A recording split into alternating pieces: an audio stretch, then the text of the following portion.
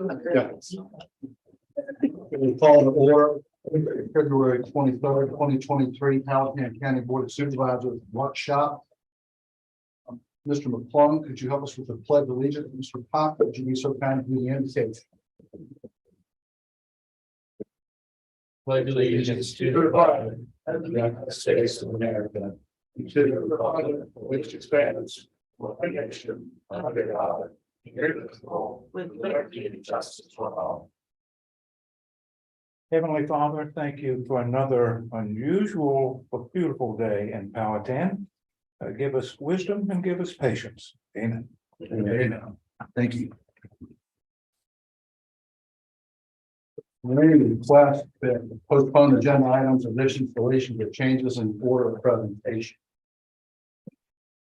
Not hearing any, with a motion for approval of the agenda. So moved. Second. All in favor, say aye. Aye. Any opposed? Bring us to our first public comment period in 3 minutes. Speaking as an individual, up to 5 minutes, for speaking for a group. Anyone online? Not seeing anyone online, not having anyone here, close public comment period. Into new business. Shut up. Yeah, first item under new business, as you know, the county has and operates an existing shelter with our social services department. That is frequently full, and there's often we're seeing additional demand where we could use additional room for sheltering people. We have been presented by the state with an opportunity out in Beaumont. There's a vacant building on their property. The state would be agreeable to transfer to the county for that purpose. It would require some interior renovation. So no formal action is needed tonight, but we would, to move this forward, we need to get a survey done on the property, do a title search, eventually prepare a deed. And at some point, if you all do wish to move forward, we can bring it back to formally convey to the county. We put this in the draft of the CIP. We think it'd be about $165,000 to renovate the interior. We do have some remaining ARPA funds that could be applied towards that if we would. And then there are some social services grants that we think we have access to essentially pay back to ourselves on it over the years. There'd be an upfront cost, but over a longer term, hopefully recoup all of that long term. So especially as we look at growing and expanding, restarting our domestic and sexual violence program, I think there'll be even more of a need that we're seeing today as people become aware of that program. Typically, housing is the top one in the program. Megan Carroll, our Director of Social Services, here with us this evening as well. We're happy to answer any questions, and then if the board does wish to move forward with it, again, we'll be going out to get a survey of the property, do some title work, work with the state, and then at some point bring it back to the board to actually excel. Okay.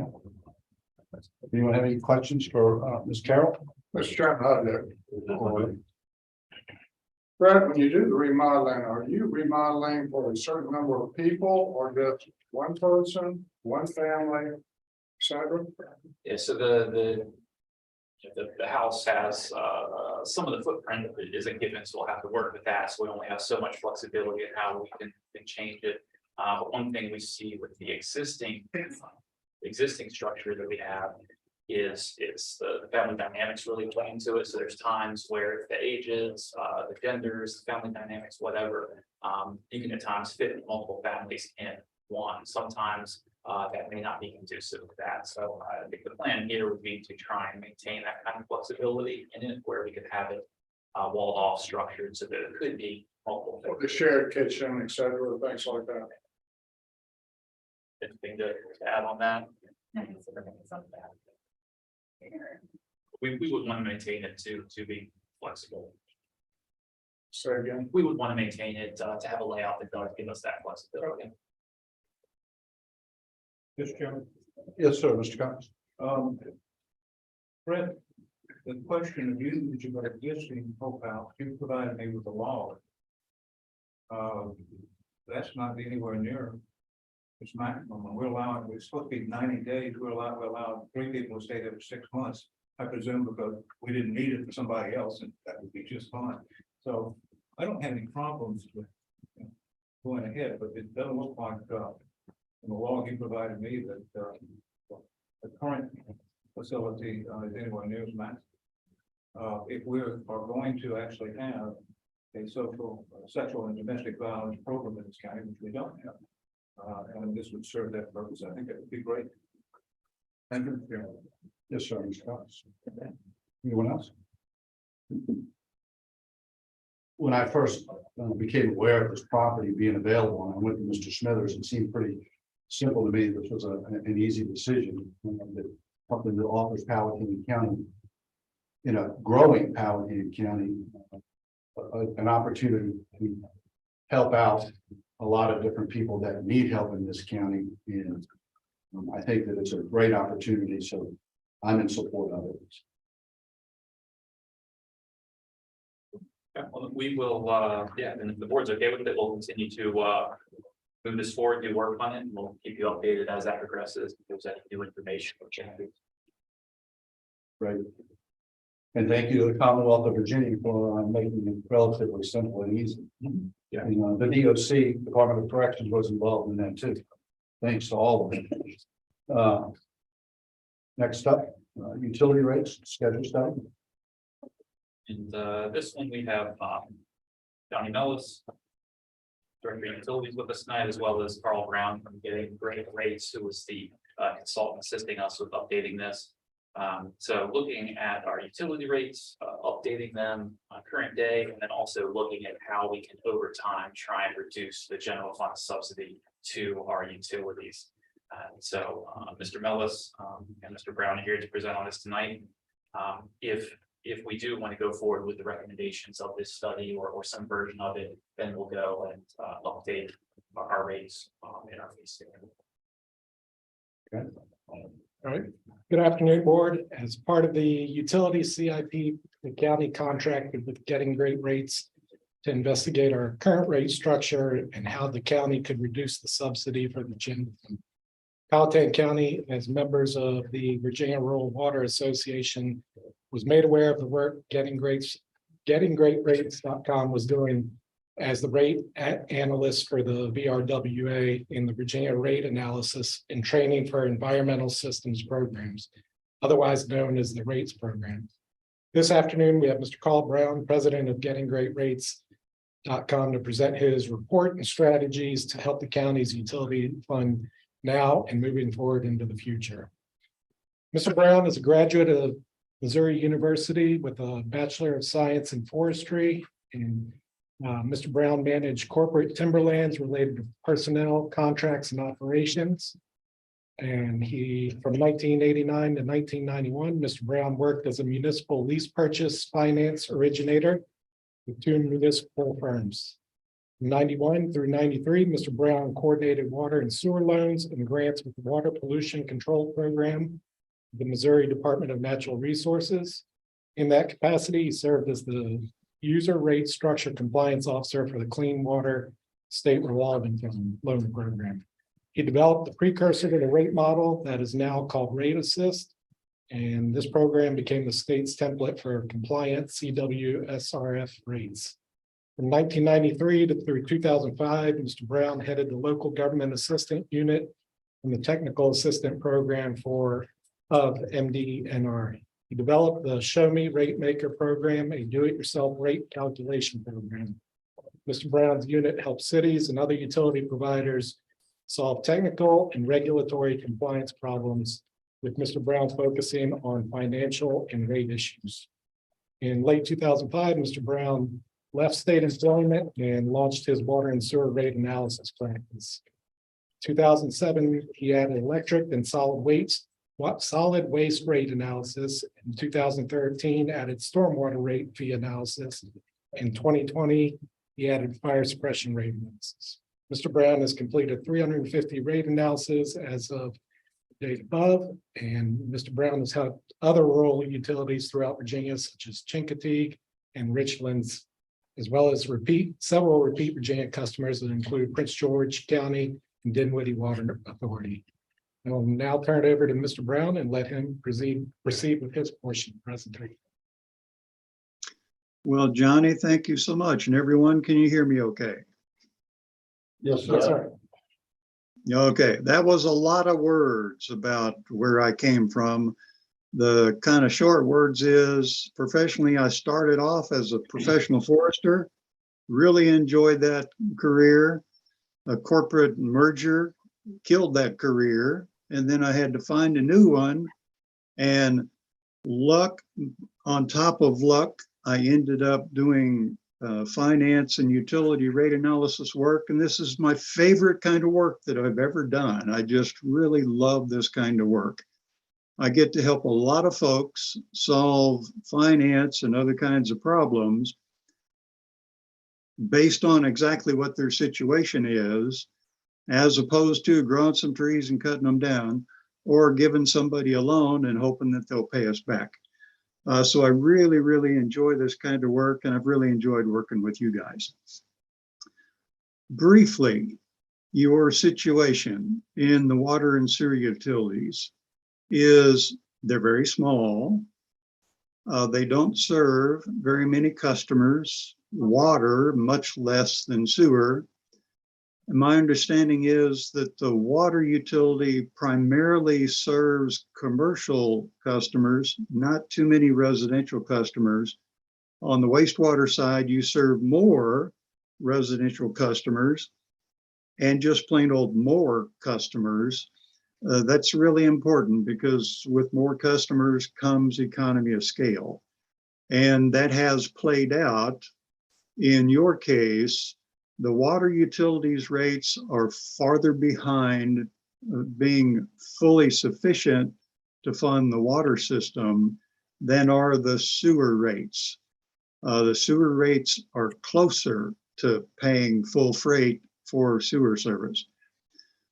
Now I understand that kind of the history of these two utilities, the county put them together so that they would be able to serve some folks and some businesses that were not served yet by community sewer and water service. My guess is that you all have in mind kind of the build it and they will come sort of a strategy, and that does pretty much work. I don't know how quickly it's working for you all, but that does pretty much work. But when an area needs water service or sewer service, somebody has to step up to make it happen. Sometimes it is the group of folks themselves. They may hire a water law attorney, a wastewater attorney, hire legal counsel, hire other specialists to help them form a district or do something like that. Apparently, in your case, the county ended up stepping up to help these areas get water and sewer service. Whether it was a separate district, a for-profit, the county forming districts to provide these services, the basic notion is people do need to have good water and good sewer service. And somebody does have to get the ball rolling. So you all have gotten that ball rolling. In the beginning, and still, you had to subsidize those customers. The economy of scale of having just a few customers on a brand new system is just really bad. That's just the way it is. So early on, it's very common for brand new utilities to not fully pay their freight. Some get honking big grants to at least pay for a lot of the capital cost. They're probably not going to get subsidies or anything from anybody or any organization to help with operating costs. They're just going to have to pull up the bootstraps and take care of themselves. Some have a lot of difficulty with that. And then in others, the rates just simply need to be really high early on to be able to fully fund the cost of the system early on. In your case, you're still subsidizing. What I would like to see, and it's built into my modeling, would be for you to reduce the level of subsidy hopefully as you continue to grow into the utilities. So between the reduction in subsidy and then increase in paying customers, you end up offsetting a lot of the subsidy that goes away. But by my conservative, I'll admit I made conservative assumptions about how quickly you will grow, how quickly you can reduce the subsidy, how much or how little your costs will grow. I'm conservative in almost every area when I calculate rates. So I was conservative in your situation, and since your economy of scale is so bad, conservative is really difficult for rates. But I played the conservative card to try to make sure that revenues that I project will actually come in and go toward paying costs, which I calculated, if anything, I hope, on the high side. Now, I did do most of your calculations well before we could see in 2022 and now early in 2023 that inflation was just going to get really nutty. In early 2023, we didn't know that inflation was going to turn out to happen like this for as long as it has, and no telling what it will play out like over the next 1, 2, 3 years. My hope is that inflation in water and sewer utilities will calm back down, maybe not to the more recent historic levels, the last 15 years or so. It's been about 2.5% per year in water and sewer budgets. We're well above that now. Hopefully we'll calm back down toward that 2.5% or so. I really don't expect us to get all the way there. I think we went through a different sort of a period after the big financial meltdown of 2008, all the way up through COVID, and now post-COVID, and then post a lot of other things that have happened. I think that we're just going to run more inflation. But I bring up the inflation factor for this reason. I made assumptions about, well, what will happen to your water and sewer utility costs. They'll go up over time. And based on the assumption of what will happen to costs, I also assume that after you adjust rates initially, so you adjust them however you do, hopefully like I recommended, but in some way, the next year you need to raise rates on an inflationary basis. And actually the inflationary basis is, for example, in the case of the sewer system, I have it slotted to where you would raise rates in the future by 4%, and your average cost increase over each of those years would be 3%. So in other words, 1 percentage point more than inflation. On the wastewater side, because your water rates are so much farther behind being adequate, I didn't want to raise them all the way up to where they needed to be essentially adequate to pay current costs other than the subsidy. I wanted to raise them a bit less to reduce the shock to ratepayers, because in the future, due to that not raising them all the way up to where they need to be except for the subsidy, they need to go up annually by 6 percentage points. So in the future years, 6% each year, or I also assume there that the cost inflation would be 3%. So 3 percentage points more than what your budget ends up going up. Now, if you all are able to, fiscally responsible way, hold the water budget down to just 1 or 2 percentage points increase each year, then that means the future increases don't need to be 6%, they need to be 5 or 4%, 3 percentage points greater than inflation. Same thing on water. So I'm telling you kind of the future part of this story, the now part of the story, or the pretty soon part of the story, is what the majority of the analysis and what the recommended rates have to do with. So I'm going to show you only a few tables and parts of the report, and then I'll try to be quiet after just a little bit and let you all ask questions.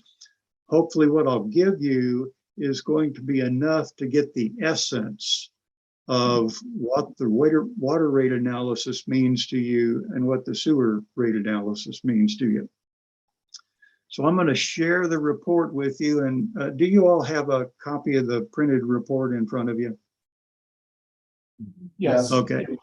So you should be able to flip through in the pages, but I'll go ahead and show it up here on the screen too, so that you'll be able to see, and maybe other folks who would be watching a screen, they will be able to see what it is that I'm talking about. Okay, so do you see water and sewer rate analysis report on the screen? Yes, sir. All right. The first thing that I want to go to is the report's long. It's 112 pages long plus a cover letter. So it's pretty long. It's pretty detailed, but I don't want you all to get mired down in the details. As a utility rate analyst, at least I think this is a good attribute of us. It's an attribute of me. I'm kind of anal retentive. So I latch onto a detail, I follow the detail to the natural conclusion of the detail, and then I report on that thing. So if there's something that I found that I thought was important for you all or somebody there to know, then I tried to put it in the report, I put it in the models.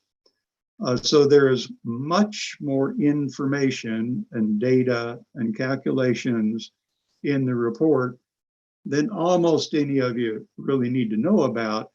But were you to want to know some of these things, then I probably covered it in the report. That's why I'm not going to talk about everything in the report. I know that it's just a big load of details for most folks. Most of you just need to know what it is you need to do. And so I'm going to start with the big issue, the subsidy. And I'm going to talk about water. Sewer is the same situation, it's just different numbers. But I have a section about the county subsidy, and this is on page 7 of the report.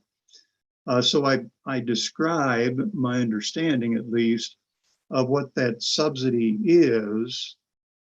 And I also tell you there that compared to the level that you're subsidizing water at right now, over the next 10 years, I want you to reduce that down to 70% of the current level.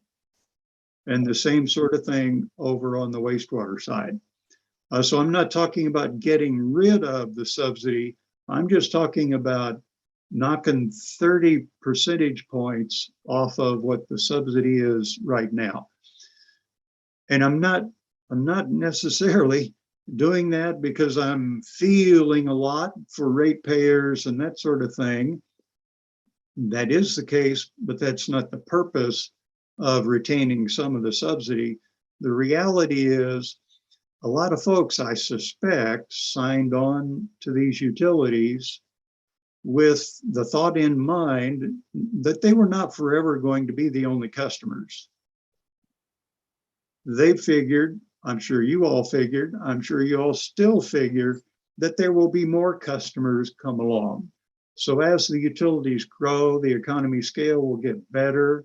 The cost per customer, the cost per 1,000 gallons will go down because not all costs rise as fast as the number of customers on the system rise, or is as fast as the volume use of the service rises. So the economy gets better as the system grows out. I'm pretty sure that everybody figured that sort of thing was going to happen, but it's not there yet.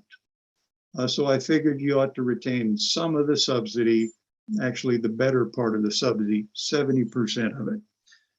Now, if you grow fast, or if for some other reason you want to reduce subsidy faster, more power to you.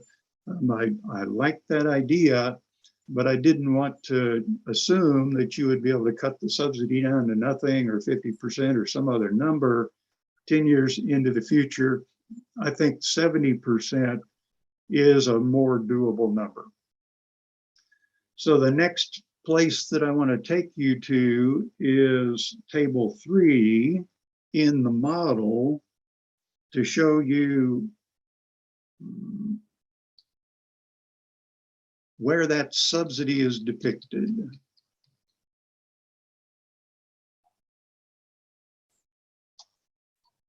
Page 60. Oh, did I say page 60? And Carl, that would be page 60 of their board packet. oh, okay, in the packet. All right. And the table looks like this. So it has table 3 at the top, almost the bottom line. Just going to have to go up a little bit bigger. You can see county subsidy in green is 350,000 and change, and it went up to 512,000, or was scheduled to for 22, a little bit less in 22, 23. And then the dark green is where I started to, or I began the reduction in subsidy. So it was 462 down to 428, and you can see it graduates down as we go into the future to about $300,000 in the 10th year. Now, that's also in the vicinity of what it was in 2020, 21. It varies depending on what's going on each year. I'm pretty sure that the utility generates X dollars with its user charge fees, and the utility incurs costs to be able to serve those customers. Some years the costs are higher than others. So in 2020, 21, the first year, the dollar amount was a bit more than what you reduce it to, but I was reducing from the 462,000.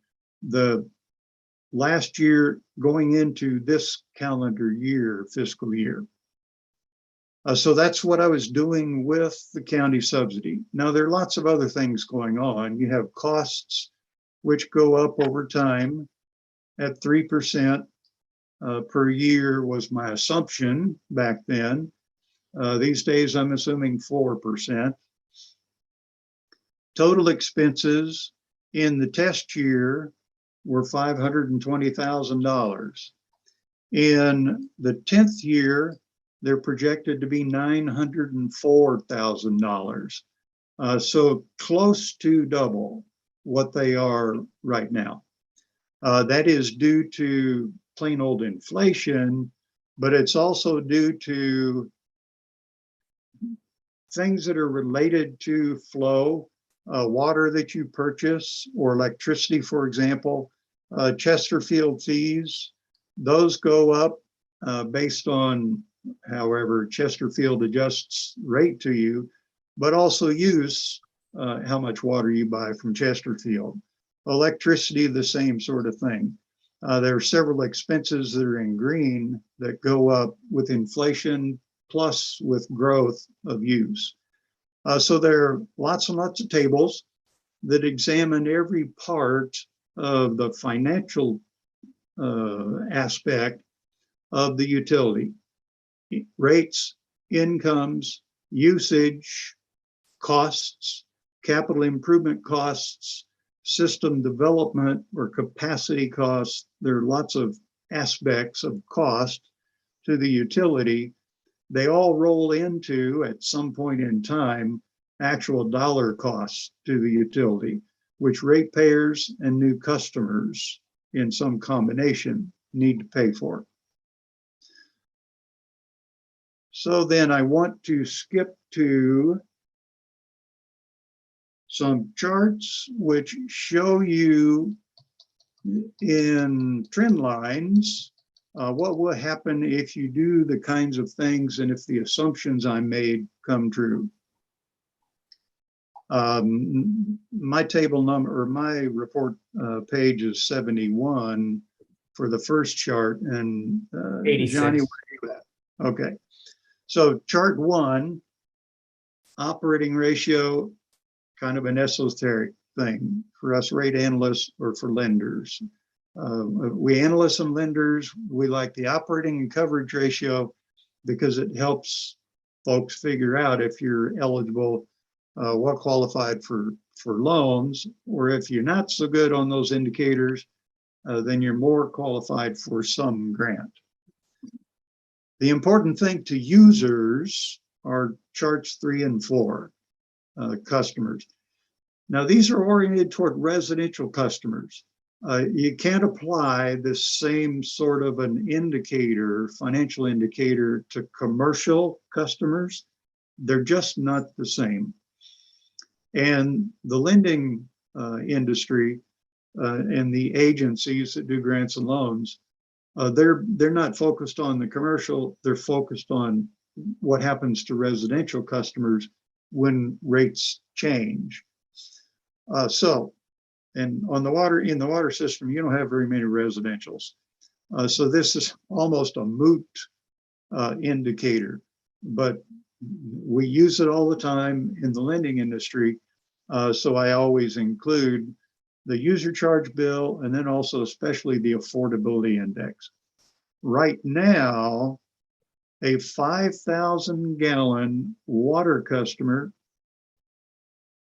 pays about $57, as I recall, in a water bill. After adjustment, it would go up to a bit over $100. That's a big deal.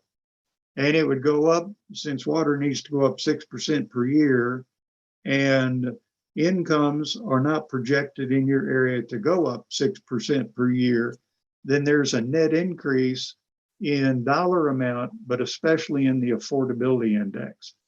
This blue line is a 5,000 gallon customer. Now, your residentials may not use 5,000 gallons, but the normal affordability index basis is 5,000 gallons of use.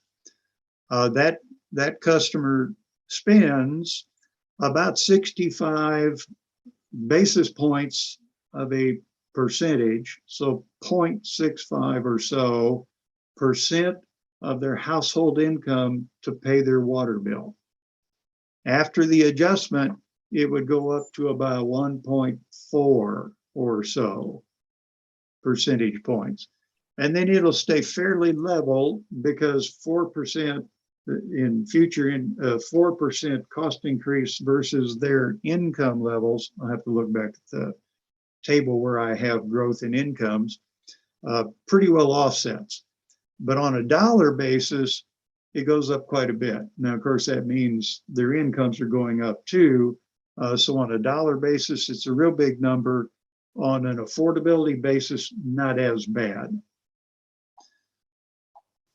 The last chart that I'll show you is what will happen to the reserves of the utility with all these costs and other assumptions and the calculated rates.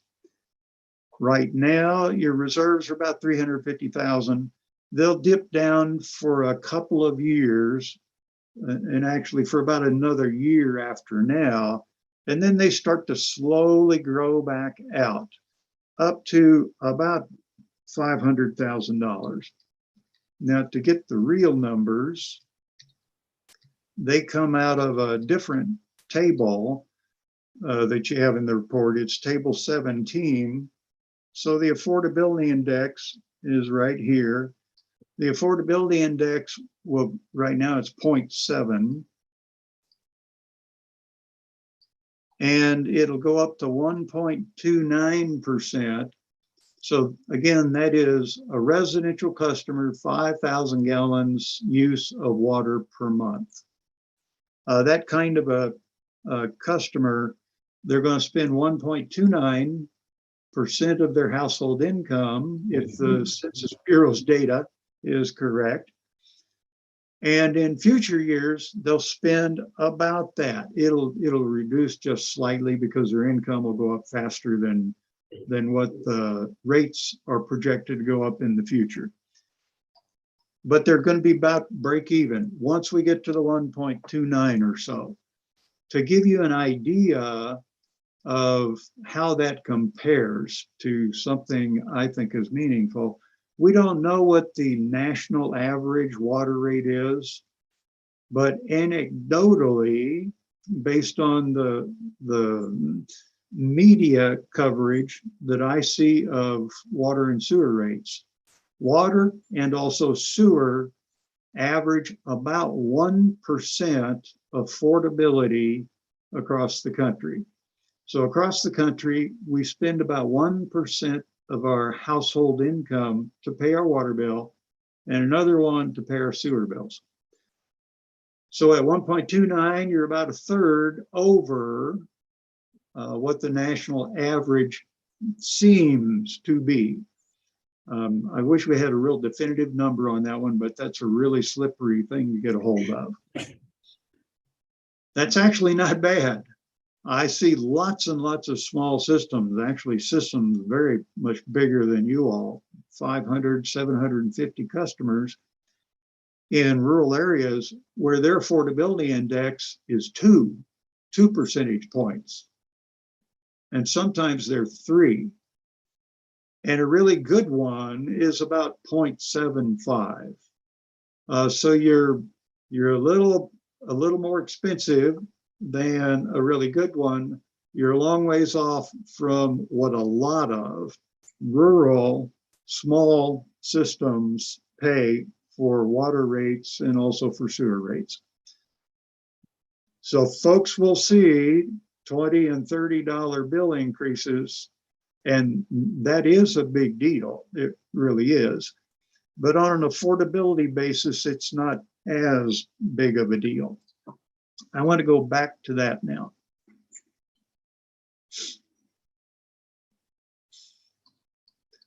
Okay, the rates that I recommend you adopt are back in the narrative report, and it's on page 15 of the narrative report. That'll be 30 in your packet. 30, Okay. page 30. And it starts off how to adopt water rates, the recommended rates. I gave you some bullet points about essentially how to go about this. The first step is adopt some adjustments.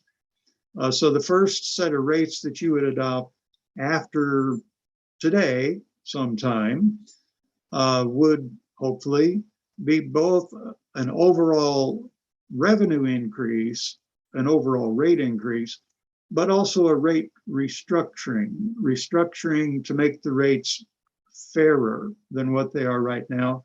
I did a cost classification process to figure out where rates needed to be on a cost to serve basis. And I found that your rates do need to be restructured a pretty good bit. But I give you that recommendation, then how to deal with rates in the future, what you need to do to those. And in the water rates, they need to go up 6% per year in future years. Not this first adjustment is going to be a restructuring and an increase, so it's not a 6% across the board thing like future would be. It is different, but the future rate adjustments would be like that. This is the rate table that comes out of my calculations. Now, Johnny, check my numbers here and let's make sure we're looking at the same numbers. For the very first one, a 5/8 inch meter, a 0.625 inch meter, the unit charge, the far right column is $10.11, all up and down the column. Yes, sir. Okay. Since you're looking at different page numbers, I guess it's your packet page numbers, but my report page number is a little different, of course. So for a 5/8 inch meter, the minimum charge should end up being $57.65 bi-monthly. So on a monthly basis, it's half of that, but bi-monthly is how you bill. So $57.65, no usage allowance. So no free, no giveaway water. They pay for every gallon that they use. And a unit charge per 1,000 gallons of $10.11. That $10.11, that's getting a little on the expensive side these days for water. There are a lot of places that are more. I'm doing one right now in Kansas, and Kansas has got some pretty cheap water. But that one is going to end up being just a smidge under $10 per thousand. So I'm seeing unit charges edge up toward $10 these days. In a lot of places where there's a lot of water and you got a big system, you might be able to sell it for $2 or $3 a thousand, but not in a lot of the country these days. For a 3/4 inch meter, $92.65. So obviously that's more than $57.65. And you can see as the meter size goes up, the unit charge goes up. I can't remember what your largest meter is. It's probably only 2, but 2-inch meter, $190. I've got another table which does a comparison, but it's all based on the cost to provide the capacity to serve 2 different meter sizes. As meter size goes up, the ability of the meter to sustainably pass flow, handle peak flow, goes up.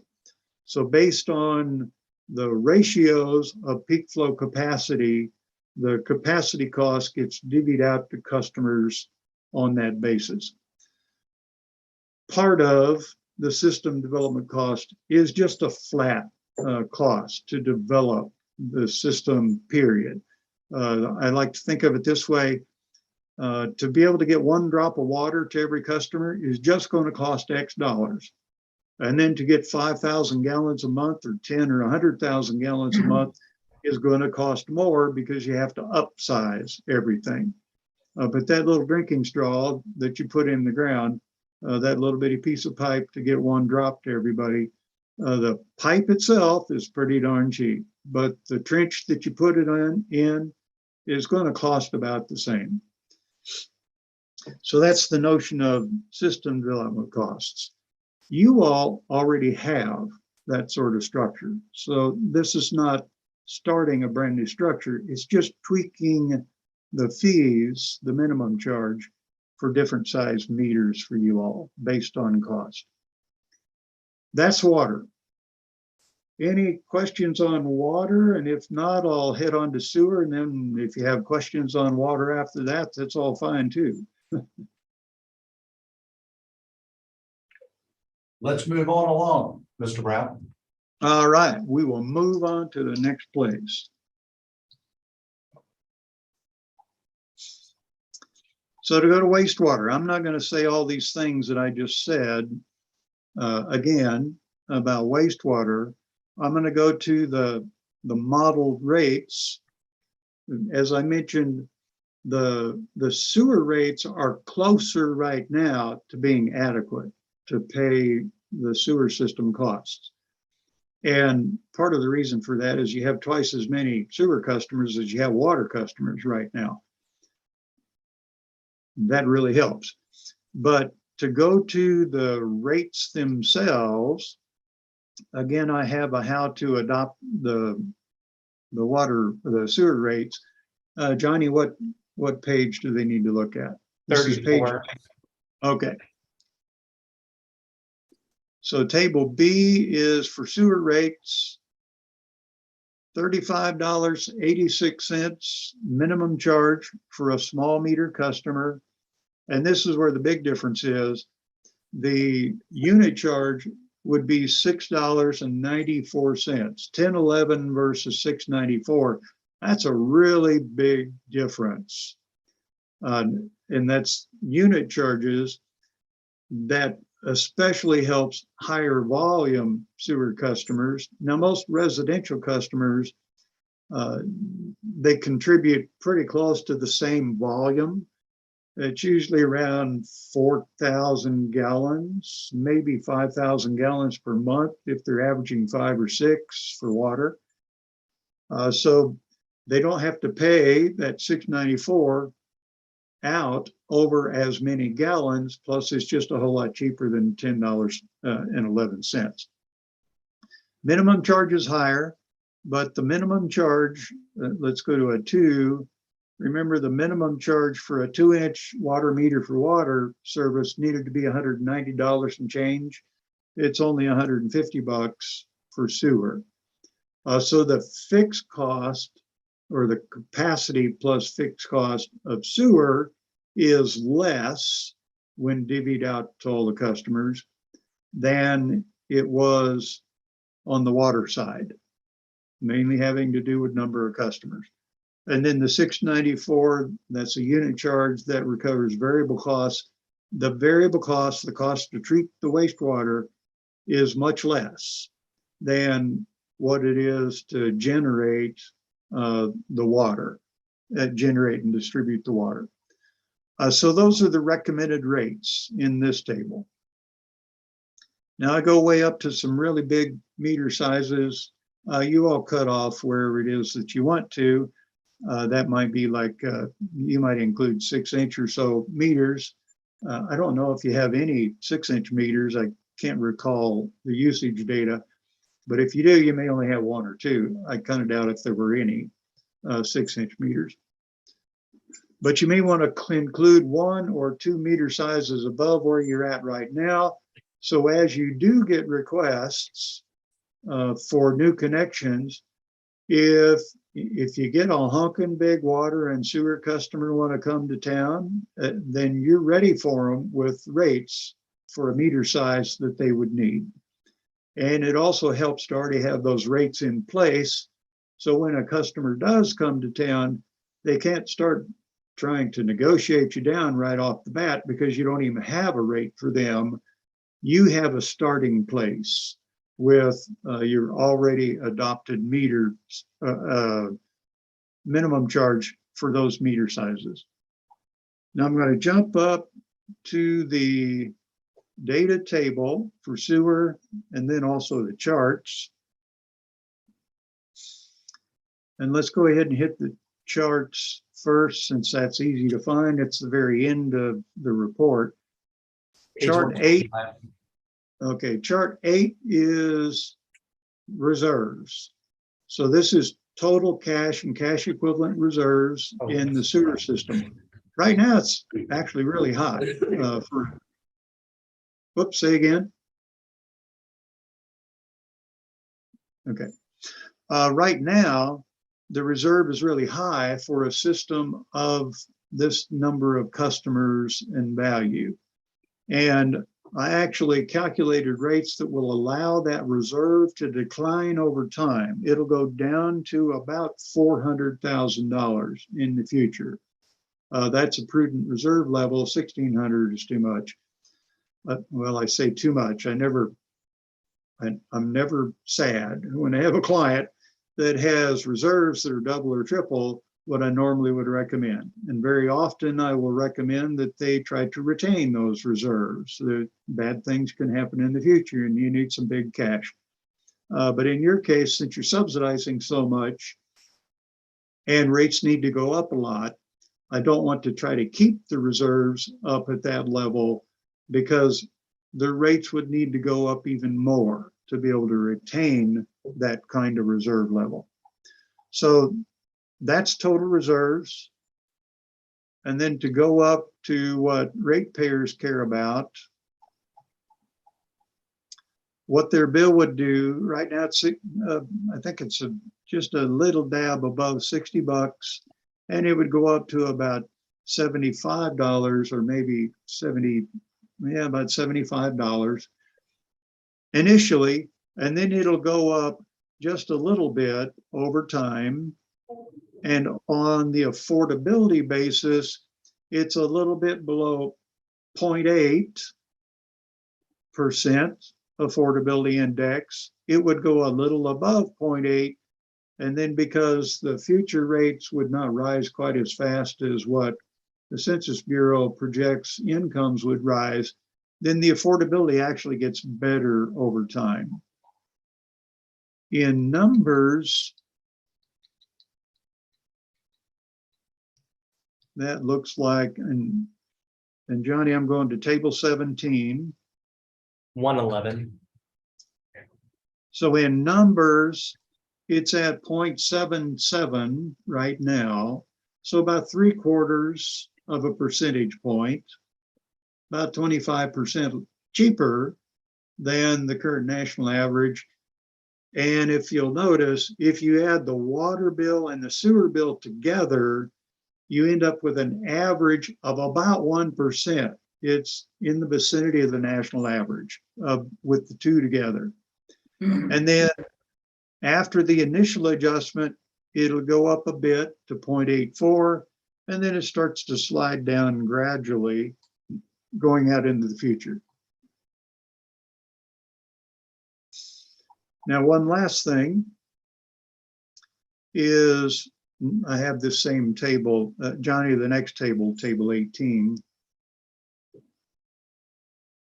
Sheet 112. For a 5,000 gallon sewer customer. And this is what's normally used in the grant and loan business. They look at 5,000 gallons of water use, 5,000 gallons of sewer use when they figure out if you're going to get a grant, if you're not going to get a grant, how much grant, what kind of loan you're going to get, terms, things like that. So 5,000 gallons of use.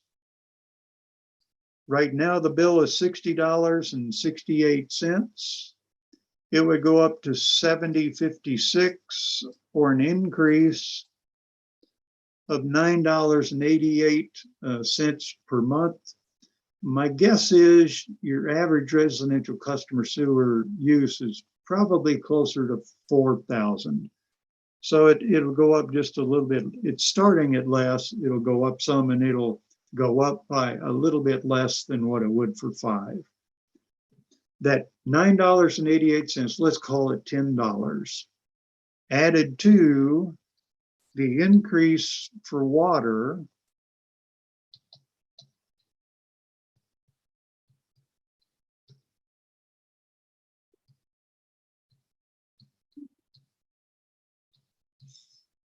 for that same kind of customer, $52, call it 53.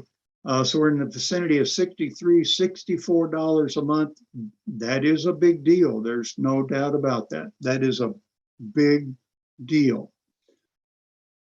The reality is those folks right after the adjustment are still going to be subsidized at about 100% of what your usual subsidy rate is.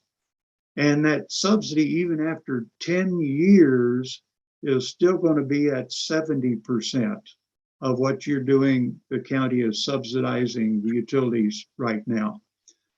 So while their bills need to go up a lot, they're not going to pay full freight for this utility over the next 10 years based on my calculations and assumptions anyway. Okay. Questions about the analysis results of anything having to do with the rates? Mr. Chairman, Yes, Mr. Carman. I have a question regarding the water. You said that you used a conservative kind of growth model rate projection. Could you define conservative? When you say conservative, are you assuming we're going to grow slow?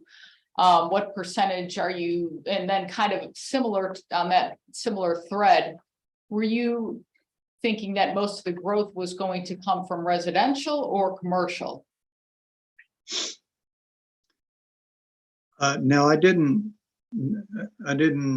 try to figure residential versus commercial. I just figured whatever the customer base is right now, that customer base, probably across the board, whatever they are, would grow by, and these are the numbers. This is table 3, Johnny. It's page 45 60 in NRs. my report.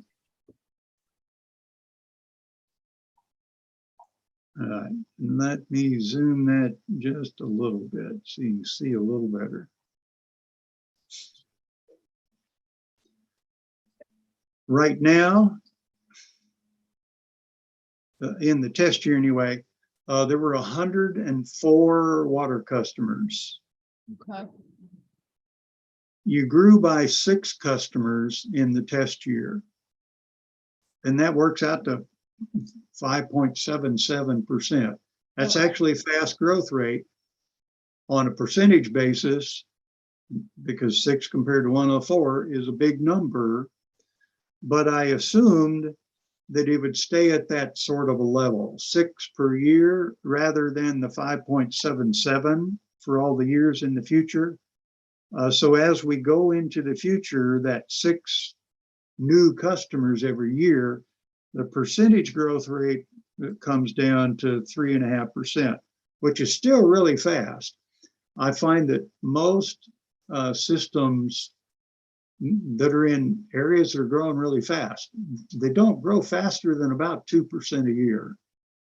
And most rural systems don't grow faster than about 0.5 to 0.75 of a percentage point per year.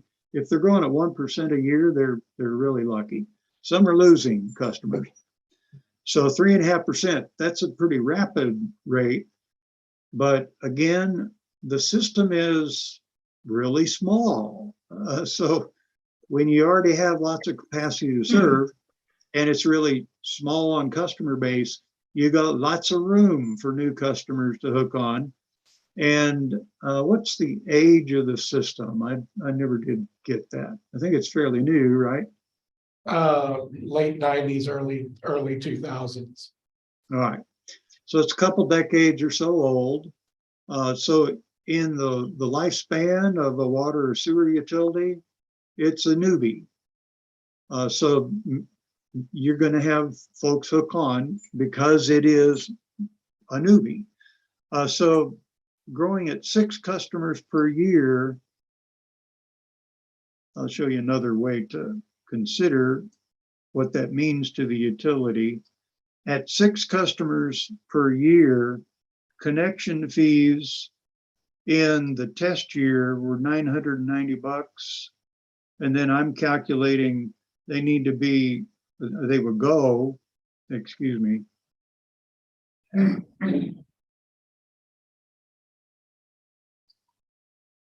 Adobe Acrobat is lots of fun, except for when you're trying to do this right here.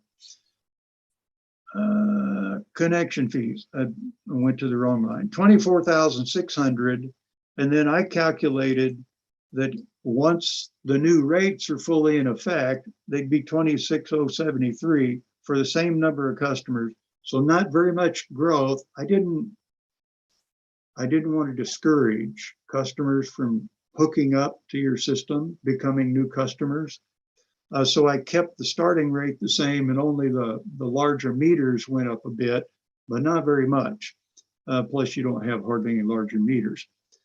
So on the metric of what you get paid for somebody hooking up, it's a wash. But since the utilities are both so small, you want to grow the customer base. You want to grow into the infrastructure you've already got in the ground. So you can have more customers and more use share the load.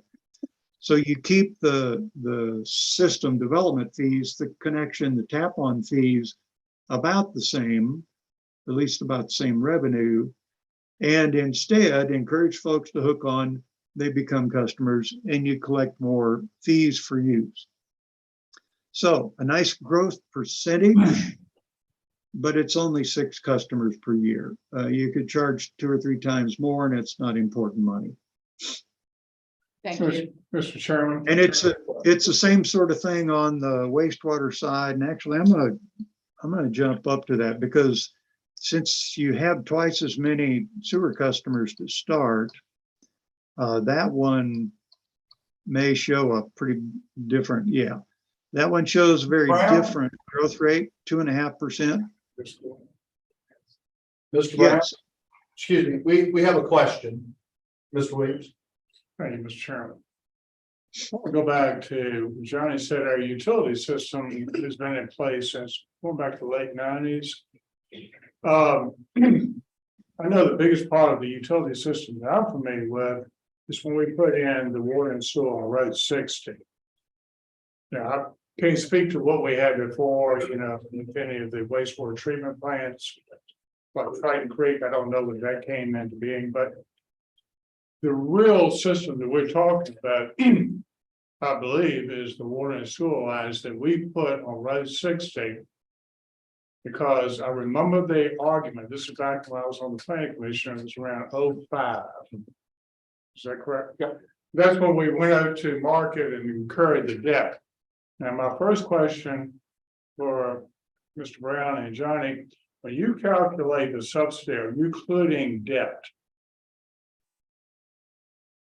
include what? Yeah, we had to go to market, you know, I believe it was around 6 million. But anyway, that's being financed. And we were always looking to that end year of when we were going to be able to stop paying the principal and interest on that investment of water and sewer on Road 60.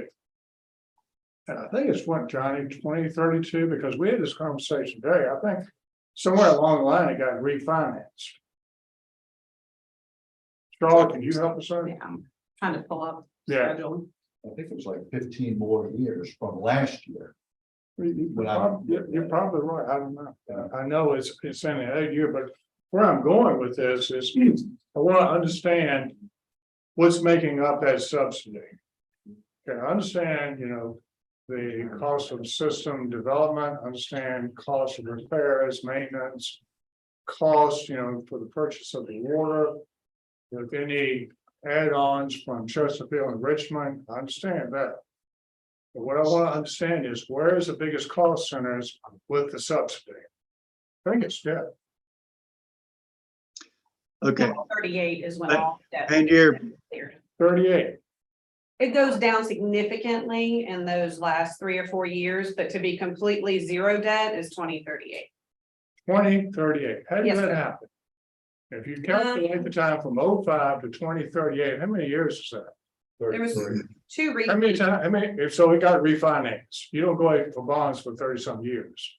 Two of them did get refinanced, but they were still out. One of them was out to 2038 and we just refinanced for the same number of years. How does that happen?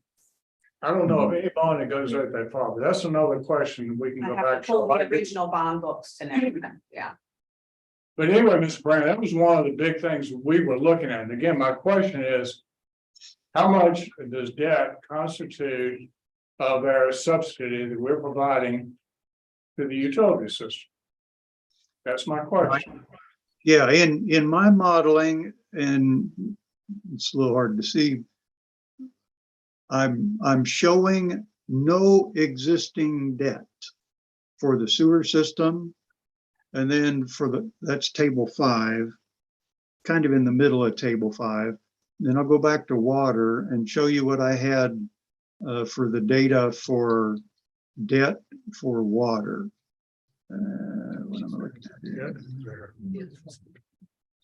Oops, I'll tell you what, I'm gonna have to size this back down so I can see where I'm at.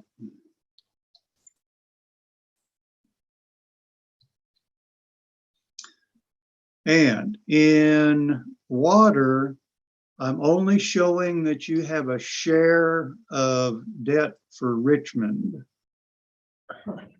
You don't have individual debt, just sharing Richmond debt for building capacity there, I'm All sure. right, I'm gonna stop you there, Mr. Brown, because I want our finance director to jump in. She's got it up in front of her. I mean, I know what he's talking about is the shared cost and when Richmond does their utility, That's true. but we do have our own debt. Okay, on the utility. how much are we paying this year for that? This year, let me look at my. Let me pull up a report. It's a lot faster than trying to use this Excel. It's about 1.2 million rounded off in my head. That is the debt. Okay, and what is their subsidy calculated under modeling that Mr. Brown's done?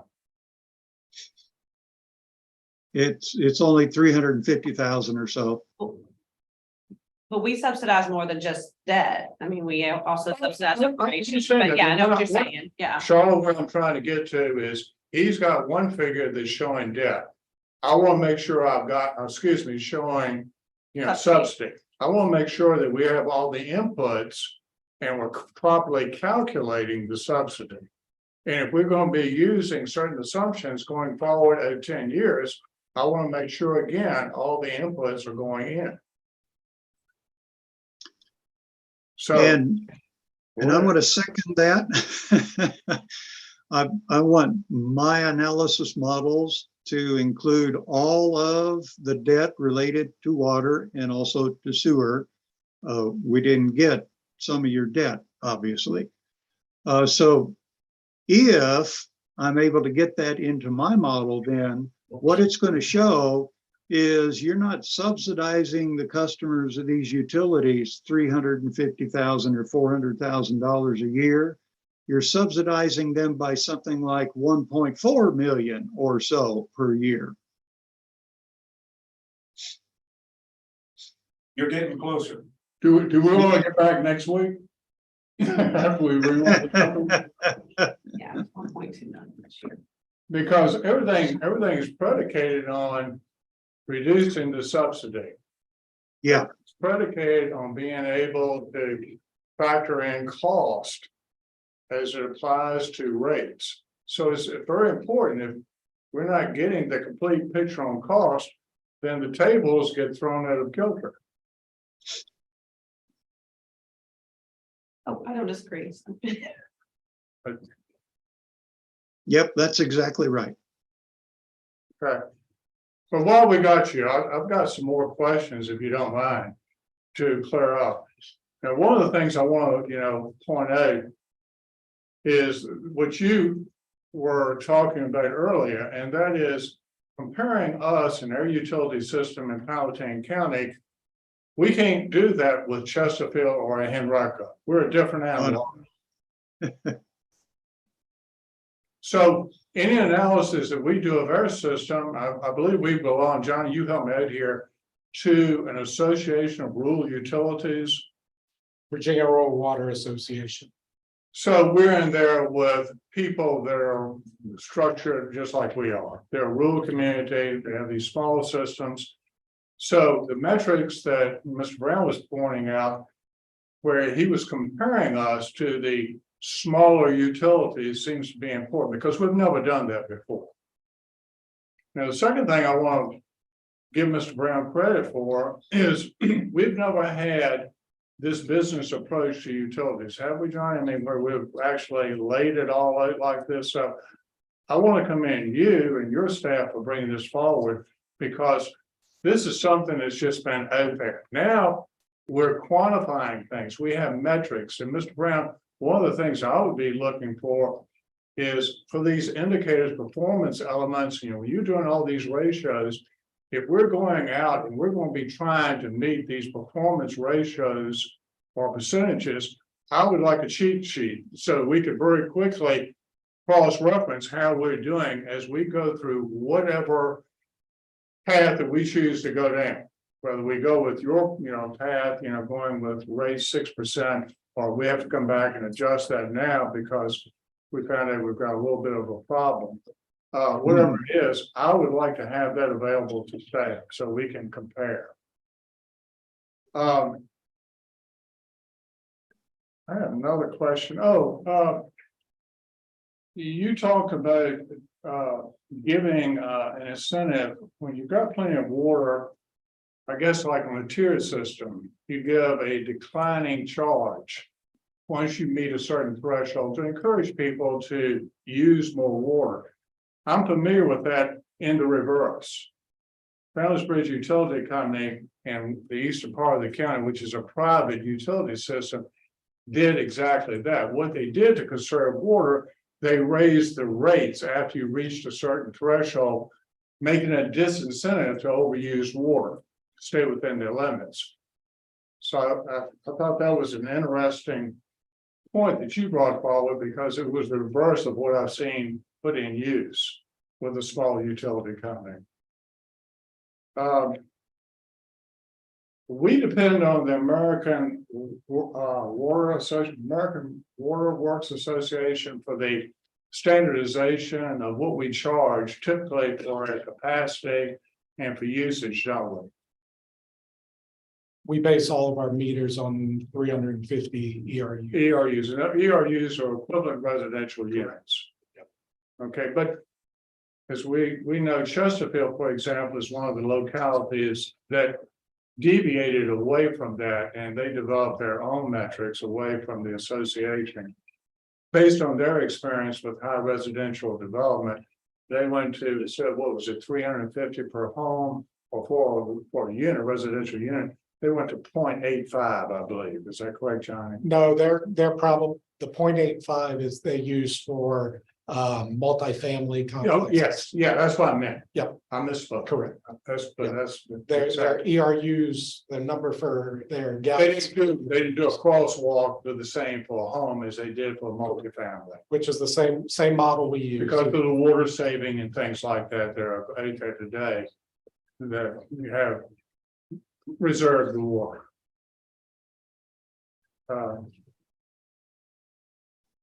But again, what I like about this proposal before us, I like what Mr. Brown said. He said, you know, it's important that we have a good, effective system. We don't want anybody getting sick from the water, but at the same time, we don't want anybody getting sick from the water bill. So there's a balancing act there that we're going to have to do once we finalize the projections.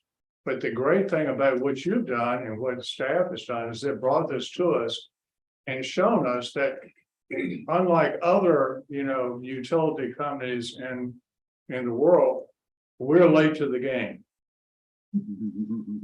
And that's the important thing, that we're catching up and that we are going to have a business model here in Powhatan County that treats utilities as a business. And John, I want to ask you a question. On these system development costs, that's currently for hookups, isn't it? Don't you use your hookups to go into a special fund for that? We got away from it though, is what I'm saying. No, we still put the connection fees into the utilities capital projects fund, but we are still using part of it to help with operations. So only what we budget. So if we collect anything over what we budgeted, it is accumulating in Okay, a so capital projects fund for So utilities. now, from what I understand from Mr. Brown is there's a metric. There's a relationship between that fund and the rates you charge.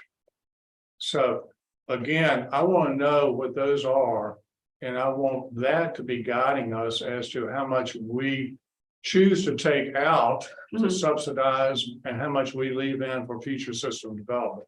Sure. That's all I'm sure. Hey, Mr. Chairman. All really good questions and also points. Mr. Brown, Yes. help me. This deals with table 3, which in our packet is page 60. In your narrative, you say also near the top of table 3, note that I assume customer growth over the years. This is on a line called customers added or lost each year. During the test year, the system grew by 122 new connections. I can't find 122 customers. Help me find that on table 3, sir. Okay, and the page number in the report, it's 45 for you, Mr. Brown. 45, okay. 45 or 25? 45. 45.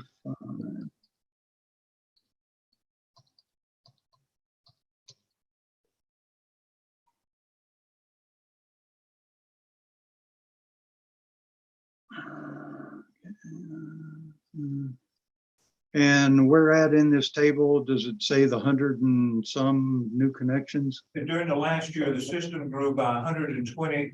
During the test year, the system grew by 122 new connections. That is 1.29%, that rapid growth. Okay, is that in this table 3 that you see on the screen? You referenced table 3, that's what I'm trying to figure out how we get, we got 104 customers and our test year.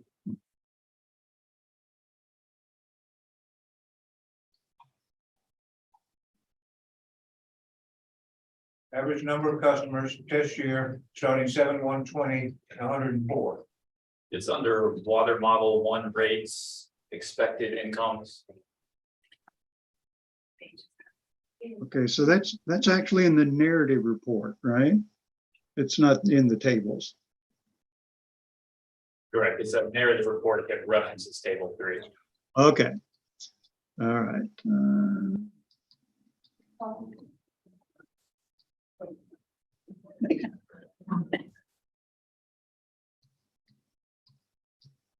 Page 27 on ours would be what on the. It's 12. Are you at 12? There we go. Yeah. Okay, expected incomes. Scroll down. You're almost there. Okay, at the bottom. There you go. Oh, during test years, that's good. Wow. Well, it's a huge typo. I don't Okay. I don't know where that came I'm just from. trying to find it, so. All right, so let me make a note of that. Yes, sir.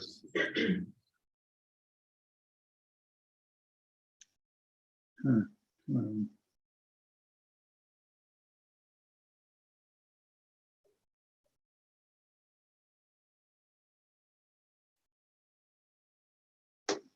All right, it was really 6. And it was like 5.77% growth rate, as I recall. So this is a huge typo in here. Okay, I'll get that fixed. And if y'all find any other typo kind of things, let me know. Mr. Chairman. Yes, sir, Mr. Williams. Johnny, isn't the reason that we have so many more sewer connections is because of the village? That's correct. That's predominantly where, I think that's important to explain because most people are not going to understand the imbalance there. probably about 40% of our sewer customers are within the village. And the village is served by Aqua Virginia for the water. Aqua Virginia Water, us for sewer. Okay, just wanted to make sure people understood that. You guys have any more questions for Mr. Brown? I have a question for Mr. Melvin. As we go through this, and you come back to it, there's a question that I'm going to ask, and it has to do with our strategic plan. Strategic plan, one of the measurements is how much purchased water is sold. And so at the end of this, the question will be, this rate structure, is this going to help us sell more water? Or is it going to inhibit it, or is it just a wash? So just that's, when we get to the end of this, that's the question I'm going to ask, that's all. Thank you, Mr. Chairman. Mr. Chairman, I do have one more question. Yes, sir, Mr. Williams. Well, we've got Mr. Brown here. Mr. Brown, when you were, doing your charts and you were looking at our cost, our current cost, or excuse me, our current rates going forward. Did you make any adjustment to those rates as you went into the future years, or did you leave them at what the rate is today? And what you're talking about is the red line in the charts, I believe. the line that drops off real bad. Yeah, I mean, when you did the rates, you said, okay, our current rates, if we stuck to what we're doing, this is what the chart would look like. Now, whereas, on the, other linear components on the chart, I think you had an adjustment factor going out, a percentage increase. Did you do anything for the rate today, factoring in historical rate increases previously to do any type of adjustment to that number as you went out into the out years? No, the current rates line, and then also the data elsewhere in a table. The current rates assume that you would keep exactly your same rates you have right now for 10 years, which of course you wouldn't, but it's good to have something to compare the future rates with. Now, it would be better to have as the comparison basis what you've done historically, or what you probably would do, or something along those lines. But then that gets a little more squishy than if you just keep the rates where they're at, this is how bad it'll be. I understand, but let me ask Johnny a question, if I may, as a follow-up. What have we done in the past, Johnny? Has it been catch as catch can on these rates? Historically, we've been increasing the same, pretty close to the same rate that Chesterfield has been increasing to maintain that same. So there that is some, right, so we have been doing this over time, Yes, okay, but that's the rate increase related to their bill they're getting from Richmond and whatever they have to do to get the water to us. yes. Anticipating that increased Okay, cost. that's part of it, that's part of it. It's not the whole thing, but it does show that we are adjusting as opposed to just leaving it flat. Thank you.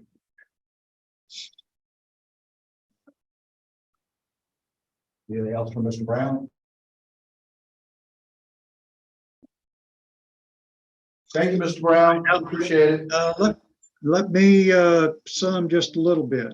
I have a little bit of work to do to get the growth thing, that typo in the narrative, fixed. And then someone asked, when all is said and done, and if you were to adopt the rates that come out of all this, would that encourage or discourage use? The easy answer is, as a general rule, if the unit charge goes up, people try to use less volume so they can keep their overall bill down. There's only so much they can do in that way. Most water use is not frivolous use. It's flushing the toilet and taking showers and all that stuff. So we mostly do the same kinds of things, but folks will try to cut back a little bit to reduce or to keep their overall bill from going up too much. But you will gain more than what they will save. There's only so much they can save.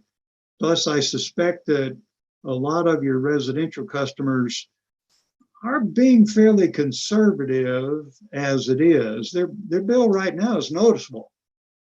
So they're already trying to conserve. So there is literally only so much more they can do. Whether I can put a metric to that or not, I can tell you, no, I can't put a metric to it. I can't tell you if you raise your unit charge this much, then use will go down that much, and so you will lose this much of the revenue. I can't do that. It's all based on human behavior, how they use water, their choices.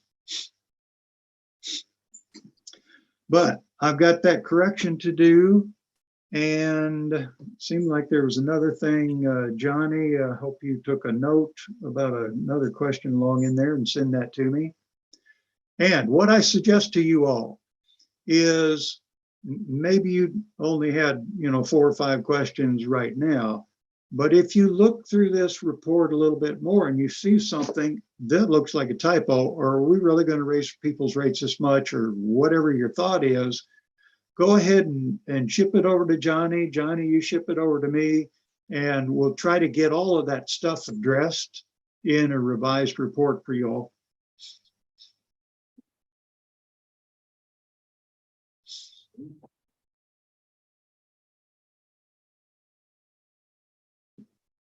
All right, I think unless anybody else has any questions. Thank you, Mr. Brown. Well, thank you all. I'm going to sign off and let you take care of probably lots of other business. Good talking to y'all.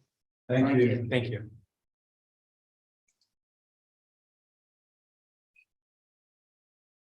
Now that Mr. Brown is off there, I've gotten an email from today where the subsidy was 1.9 million. And Mr. Williams asking it's 1.2 million.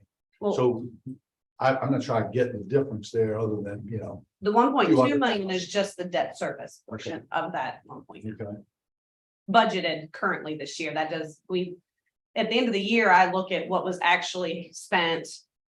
Well, the debt service is the debt service. That's what's on the schedule. But as far as the other operations, I look at what was spent and I only transfer less what we took in revenue, how much he spent. If there's a need, then I transfer additional to cover the operations. so That's the budgeted based on the budgeted revenues and the budgeted expenditures and the budgeted debt service right now.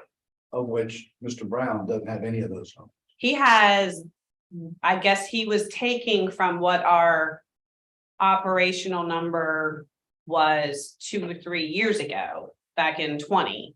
And then grow, but without that, I don't think he has the debt service in there. I know that for sure, based on the number that I'm seeing. That was the operational number from the test year. Just for operations is what he had. He didn't Correct. have our debt service number where we borrowed the money and we're paying out to 2038. And that total number is 1.2. For this current fiscal year, it's 1.2. It does. Staircases down. Correct. Yeah, well, as you make. And right now, it's probably less, but as we get farther along, that decline will get larger. So cost wise, are you factoring in the 5% increase from Chesterfield? Yes. You are?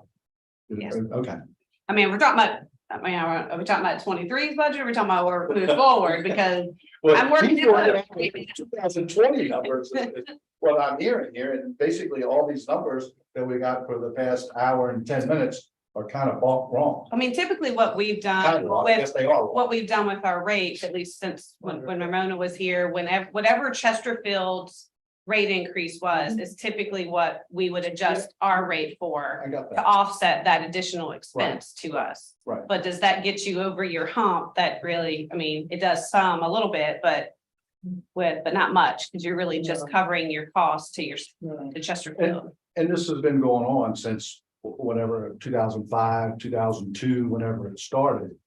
And, you know, so my question today was how many, you know, customers do we have on? I think, you know, we bring up a pretty good point there. There's from the numbers that I've got that you sent earlier today, we have 145 customers, which are predominantly commercial. 2% of them are residential, so we have 29 residential customers. Is that right? Water. Yeah, water, Yes. water, correct. 279 customers on sewer, of which the large percentage is 40% of them is the village, which that's where we have aqua, so it separates.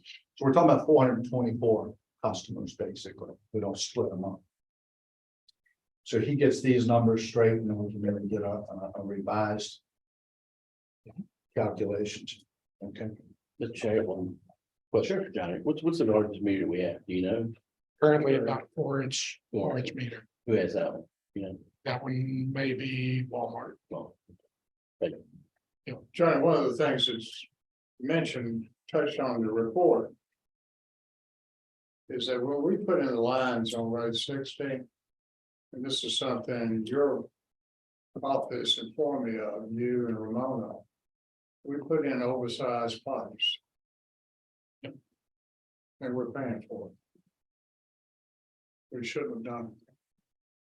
But it's one of the problems I have, because with the higher volume, we're flushing more lines in on Road 6. It's not anything I know we can do about that. But that goes back to, this is a business. And we haven't treated it like a business. As we should have. And the good thing about this report is we've got some good metrics, and we have a better understanding of the things that we should be paying attention to. And the different avenues that we can go forward and attempting to bring down the subsidy. That's the good thing about the report. It gives us the ingredients by which, you know, we can come up with a way, hopefully, to do a better job than what we've been doing. So again, Johnny, thank you for that. I would agree. The information is absolutely a necessity. You know, taxpayers in the county are subsidizing this water from, as Mr. Williams says, 05 or whenever it started. But they're running more like a business. If I heard what Mr. Brown said, 10 years out, not including 1.2 million, you're still in the hole quite a bit. Hundreds of thousands of dollars that you're still going to be subsidized 10 years out. That's not including when you put the 1.2 million back into these numbers. Okay, we'll move on to budget. So we'll now get into our FY24 budget discussion. Dave, if you can bring up that part of the presentation. Run through it. So tonight, this is kind of high level as we start this. The recommended budget, we plan to put that out next week. So we're still working on it. Any feedback that we get tonight, we will try and incorporate that as much as we can. So this is just the beginning. Even once the proposed budget is put out, that's just the start.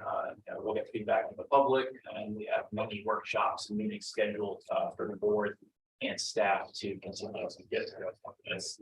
So tonight, to start it, we'll go through some of the information we have and assumptions we're using to put this together. So tonight, we'll take a quick look at the model, go over our budget guidelines, our budget policies, preliminary revenue estimates, expenditure increases, essentially all of the total requests, not necessarily what we're proposing to fund, but just everything that was asked for, employee pay and benefits, all of the position requests, any regrade, certification pay or raises, then highlight some major operating changes, talk about some possible future expenditures, potentially in this fiscal year or just in upcoming ones that we should consider.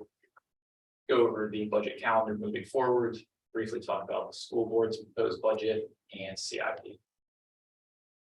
So first, Mr. Thomas Bowe is gonna go over the model with us. It's a key part of how we are looking at the future of financial forecasting and really considering the long-term implications of any decision we make.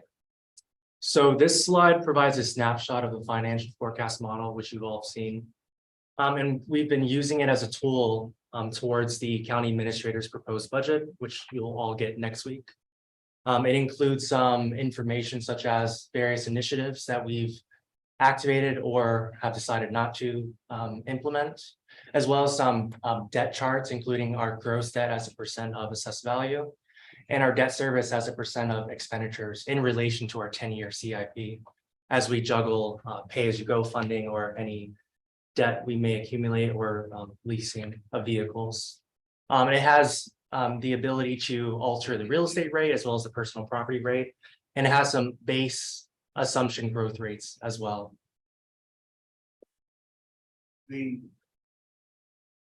model that you distributed, Sir. okay, produces different results than when we had our one-on-one meetings.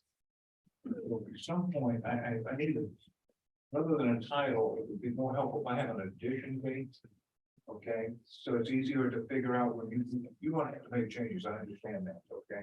And so to understand what is the most current, and I'm moving mine to, I'm keeping it, since I can't use it in my system at the house, I'm keeping it online, okay? I guess it's one time. And it works really well there for me, so that if you want to play with it, that's a good place just to park it and then much more movable if you would, but I like to have it. With the county administrator's proposed budget, I'd like to have the model that goes with that. Yes, sir. Because the current model has everything in the world in it. Okay, and it's almost unusable. Yeah, we can share updated version of that, and certainly version control, make sure that a version number or just a data something from it, so you know which version you're working with. Yeah, And absolutely. as I've mentioned in the one-on-one meetings, there's a change log, so you can view any changes that have been made since the last version that you've Yeah, received. I don't necessarily want to have to go back through the changes. I just want to know that I'm looking, this is the model I need to be looking at. Yes, sir. That's it. Thank you. So some of the guidelines as we put this together, of course, producing a balanced budget. Funding any increases where possible with new recurring revenue. Using that financial forecast model to consider the future implications of any decision we're making today. And then also understanding many of the citizens and some of you all as well expressed an interest in seeing tax relief in the budget where possible. So that, that's going to be one of the most important things is not only your expenditures, but what your revenues, which is driven by your tax rate. So that's a big discussion to start with. I'll tell you some of the assumptions that we're using to put together a draft budget. Welcome thoughts, or if you want to go through this and then circle back with any thoughts or feedback you all wish to give on the tax rate. You want to talk about this tax rate or any of the four? For any of them, yeah. When you say fund any increases with new recurring revenue, that's it, okay? So the expenditures that are, the cumulative number is 9,000,008. And the revenue is 7,000,008. So that means all of the expenditures, you have to whack $2 million just to get started. Okay.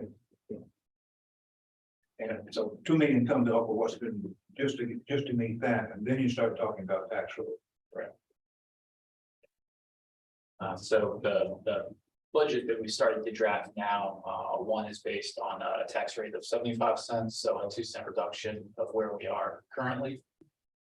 As you know, the equalized rate is significantly lower than that, 67 cents.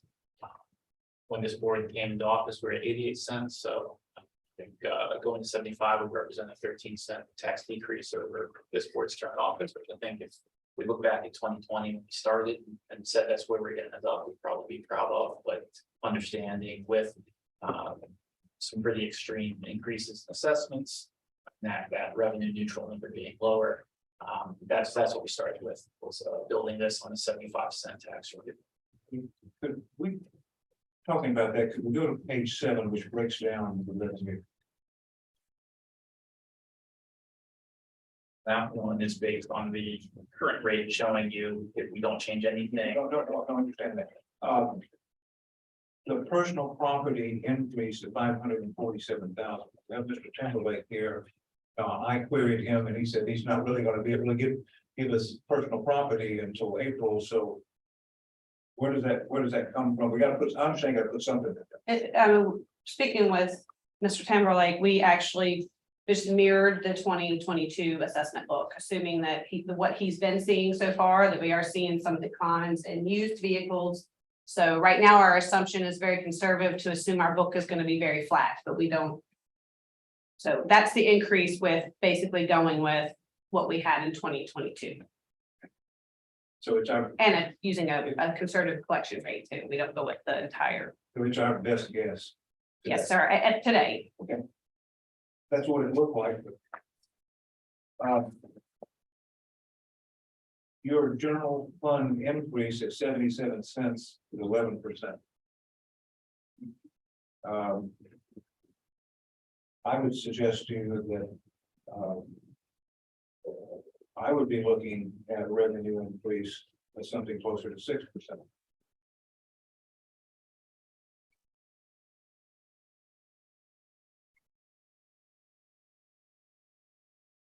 Which is closer to inflation.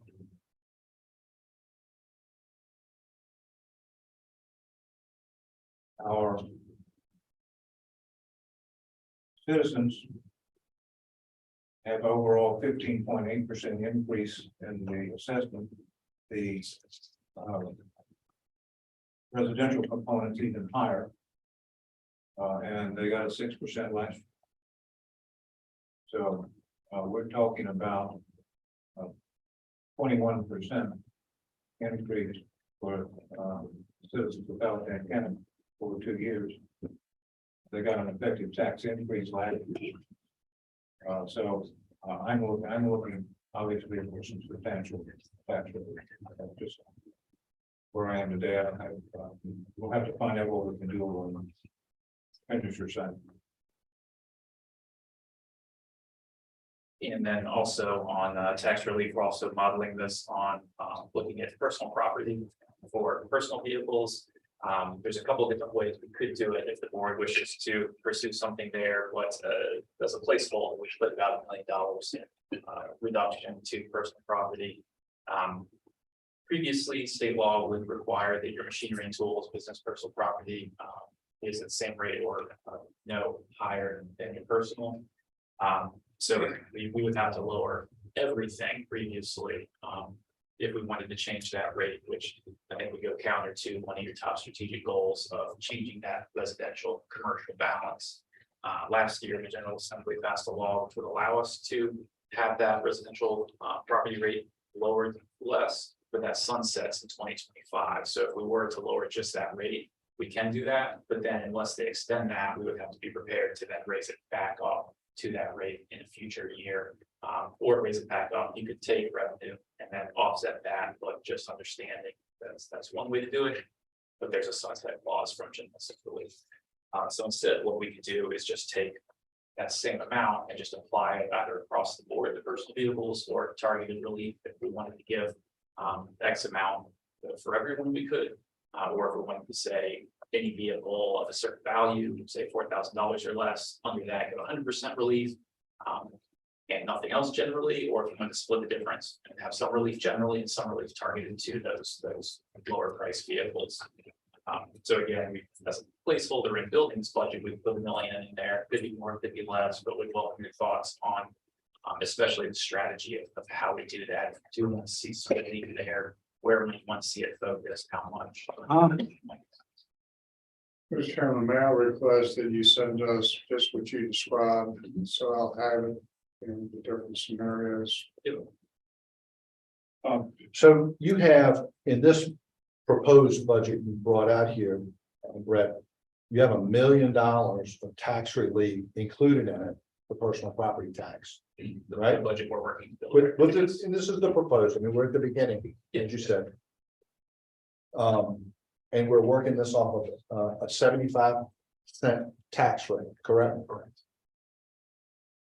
The numbers in the presentation though are based on the full amount. I just want to clarify that. What do you mean? Full amount. The 77 cents, we're showing you how much the real estate would increase at 77 Okay. cents, but he's just explaining what we're working towards and what you will see on Monday when you get your book. So this is showing some. We just want, yes, and this Okay. preliminary, and it actually says at the current tax rate, and then we put a little asterisk that says this doesn't reflect any future changes that the board or the proposed will show. We just wanted to give you the full picture today of what the estimates are. We didn't That- change anything. We didn't change anything. It's not just about, look at the model assumptions. This is where they're doing, they have 75 cents built in there, and then over on this column, to go for the very last one, $1 million personal property relief on going to town. So on No, I see it. Okay, so that's, but it's only for this chart, Right, Correct. okay, Right. not anything. And that's for commercial also, or just resident, just resident, $1 million. Okay, all right. So that would actually be a reduction of $500,000. Because we're expecting 547,000. Yeah. Okay. All right, Mr. Chairman, I need to ask Charlotte some questions so we can go ahead. get this straight. Okay, Get my scorecard going here. 79 million that you see on page 7 represents what tax rate? 77, Okay. Thank you. And it includes personal property correct. with $1 million in tax relief. Not yet. No, that's the full book. At our, I should say, full book, we also apply collection rate. We don't go to 100% of the book anyway. When we budget, we look at our collection rates. on So personal we're- property. Correct. And real estate. You Everything. got personal property down here as $500,000, right? That's the increase from 23, what we budgeted in 23.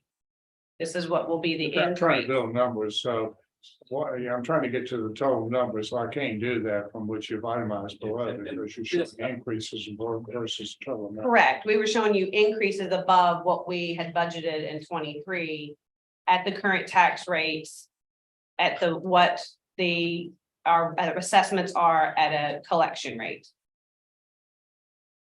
Okay, so the 7.8 million increase, Mhm. it represents the 77 tax rate. And it represents personal property of what total amount? What total, you want the total book, is it? The total amount is the 547, 570 Okay, above what we budgeted last year. Based on book. okay, so I don't know what I budgeted, what you budgeted last year. I'm just looking at what is the raw number, so I can get that. And when we give you, when we present the I'm book, just trying to build where the number comes from to get to the total number. That's all I'm trying to do. It's not complicated. I'm sorry if I'm confusing. no, you're not confusing me. We just kind of, when I look at it, it's kind of the same way with that all funds changes. I start from last year's budget. And then what would be the additional revenues above what we budgeted last year, either based on the tax rate or the assessments going up, yeah. All that, you do it every day. I don't. It would be a total personal property budget of 12.7 million before any relief at the current tax rates. So 12.7 is the amount that goes into that total figure. Part of it, yes, in the general fund, 79. Of the 79 million, yes.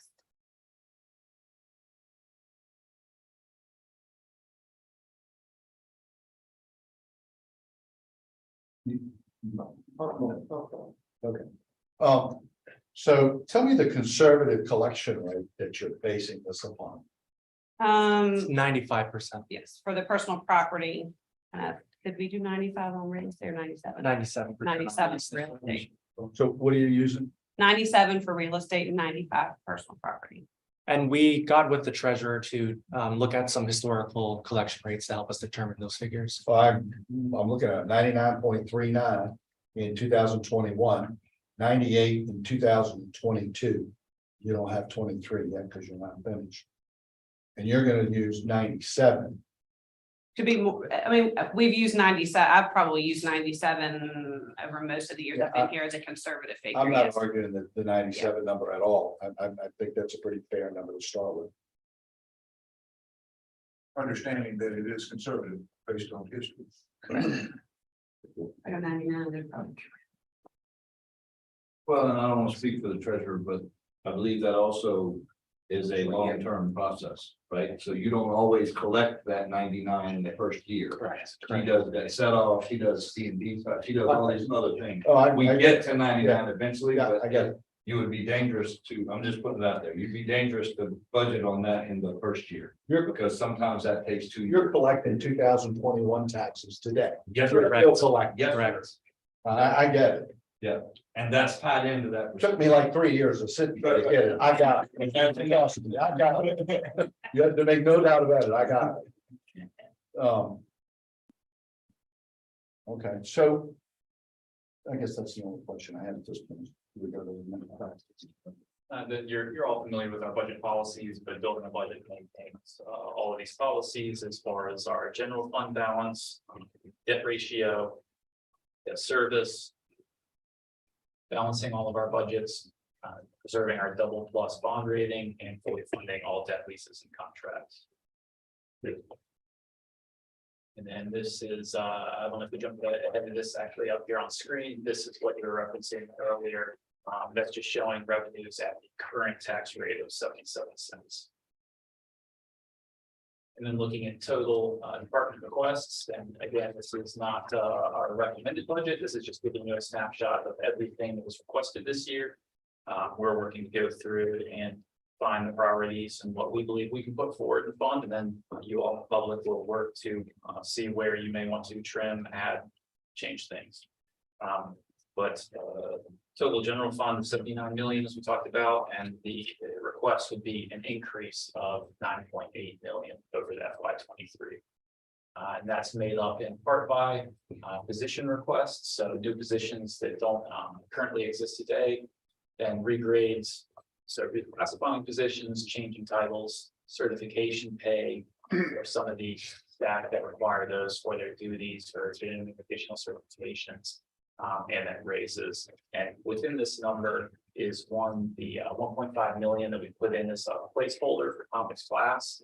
And then also the 7% raises that are driven by the state, their recommendations on that for public safety and teachers. And then historically, we've typically done that across the board as county. So those two together make up the majority of that. Then general increases in departmental operating expenses. The school transfer, their request, and that's ongoing. They're still working to refine their budget, but the last version that we put in here would be a $2 million increase over FY23, and then a little over $2 million increases in CIP and other miscellaneous items.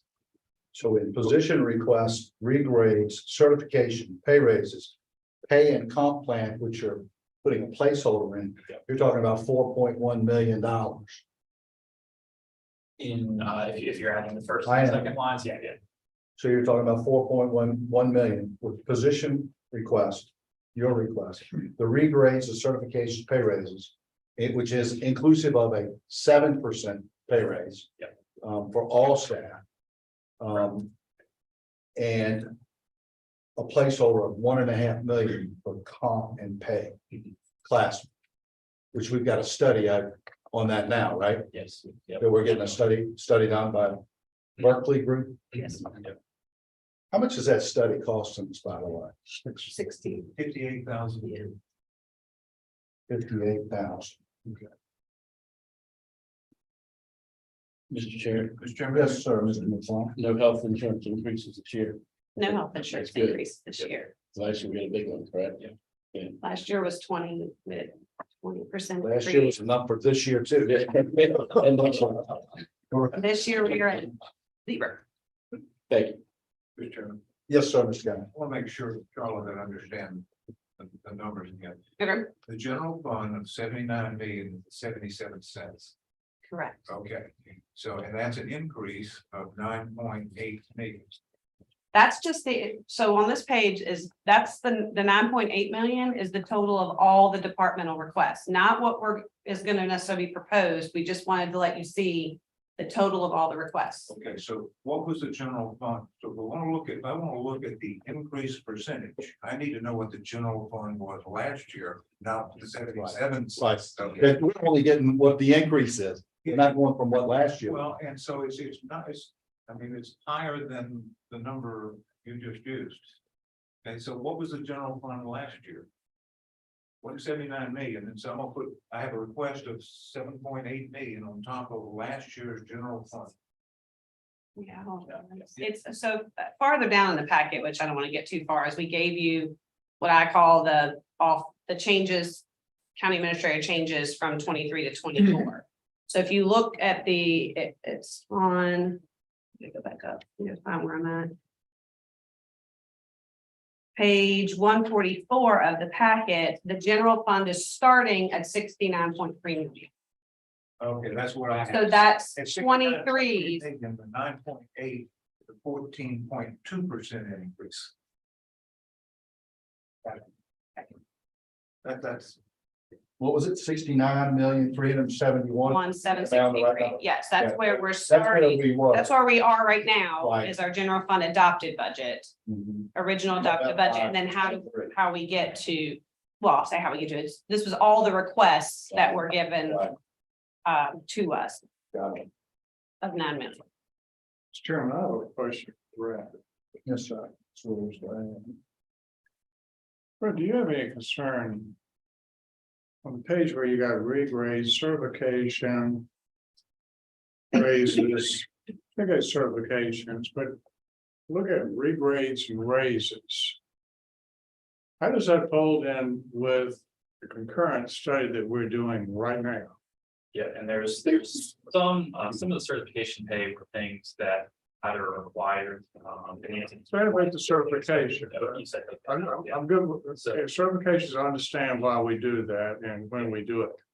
What I'm asking is, do we get into right now, getting in front of the propping class, study that's being done right now with the regrades and the pay raises? are we in a gray area where we might be helping or we might be hurting? I don't know what the report's gonna say.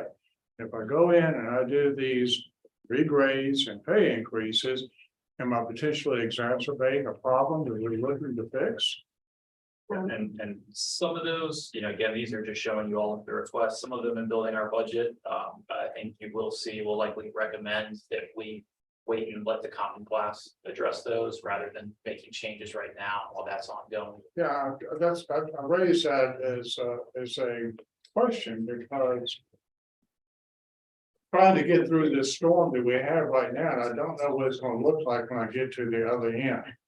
And the last thing I want to do is potentially something that's going to make their report, whatever it says, more difficult to implement, Yeah, agreed. if that makes sense. If it does, we have that same thought when we're looking at these, that it's something that we believe that the plans can address. Yeah. When is that report supposed to be completed? We don't have a firm deadline, but it's when we started 4 months, I believe. It was going to be close to the end of this budget where we didn't think it would probably come in with their full total and recommendation by the time we're ready to adopt it, it would be close, so that's probably. Yeah, because I'm of that opinion that Mr. Williams says. I think we've kind of muddied the water, definitely potentially muddied the water. If we, let's just say for the sake of the conversation, we give up a 7% raise, the numbers change July 1st and go into effect. Staff gets a 7% raise. The comp and pay plan study that's being done is looking at pay, grades, certifications, and everything that's going on now, right now. The numbers they have is right now. That's like we just went through with Mr. Brown. You got bad data going in, you're gonna have bad data coming out. That's what I would like to be very careful and cautious of how when we put the numbers out, of what numbers we're putting out to the group that's doing the study. And I think the Berkeley group is well aware of what the state is recommending as far as the percent. So they understand all of that. They work with a lot of, like right now, they're currently working with other localities that are during their budget process. So I think they will take that into consideration. So I don't think that muddy the water. Anything that may be considered a regrade, I think will muddy the water. I mean, I think we need to, we talked about that. I'm gonna slightly disagree with you. Okay, that's okay. I need help here. I need the HR manager. And I need to hear from Berkeley how they intend to, thread this needle, because I have no clue. That was one of the reasons I was in favor of getting a consultant, because I didn't know how to do this, okay? And I'm gonna go ahead and go a little bit further. I'm not sure we can do everything this budget. I'm gonna put that on the table right now. It may take longer than this budget to do what it is to meet their recommendations, okay? Whatever, I don't know what their recommendations are going to be. But I'm looking for options. And I'm just throwing that out there. So I will be very careful as I go through this budget. And where I see regrades and raises, and I'm doing a comp and class study simultaneously. I want to make sure that I have open communication with the Berkeley group and the HR manager to make sure that we're tracking in a like fashion. If That's that's a okay, lot. yep, and we've had some of the same discussions internally, but we'll make sure we're having a purposeful discussion with Berkeley Group about how that impacts. It could help. We certainly don't want to spend all this effort on a class and comp just to set ourselves back immediately. So And we're talking about a lot of money here. Okay, the chairman just mentioned the total, you mentioned the total. This is a lot of money. And I don't know if we can do everything within this budget period. I don't even know if we can get the report. As the chairman asked about the due date, I've heard different time periods, but I think we're in unanimity. Whatever it is, we want to get it right. We don't want to go back and try to put on patches just to try to get through this and make a budget. And again, what I'm looking for to come out of this conference class is a plan going forward. And the plan is going to probably entail a longer time period than this budget. It might go out, I don't know, however many months, year, period, I don't know what I don't know.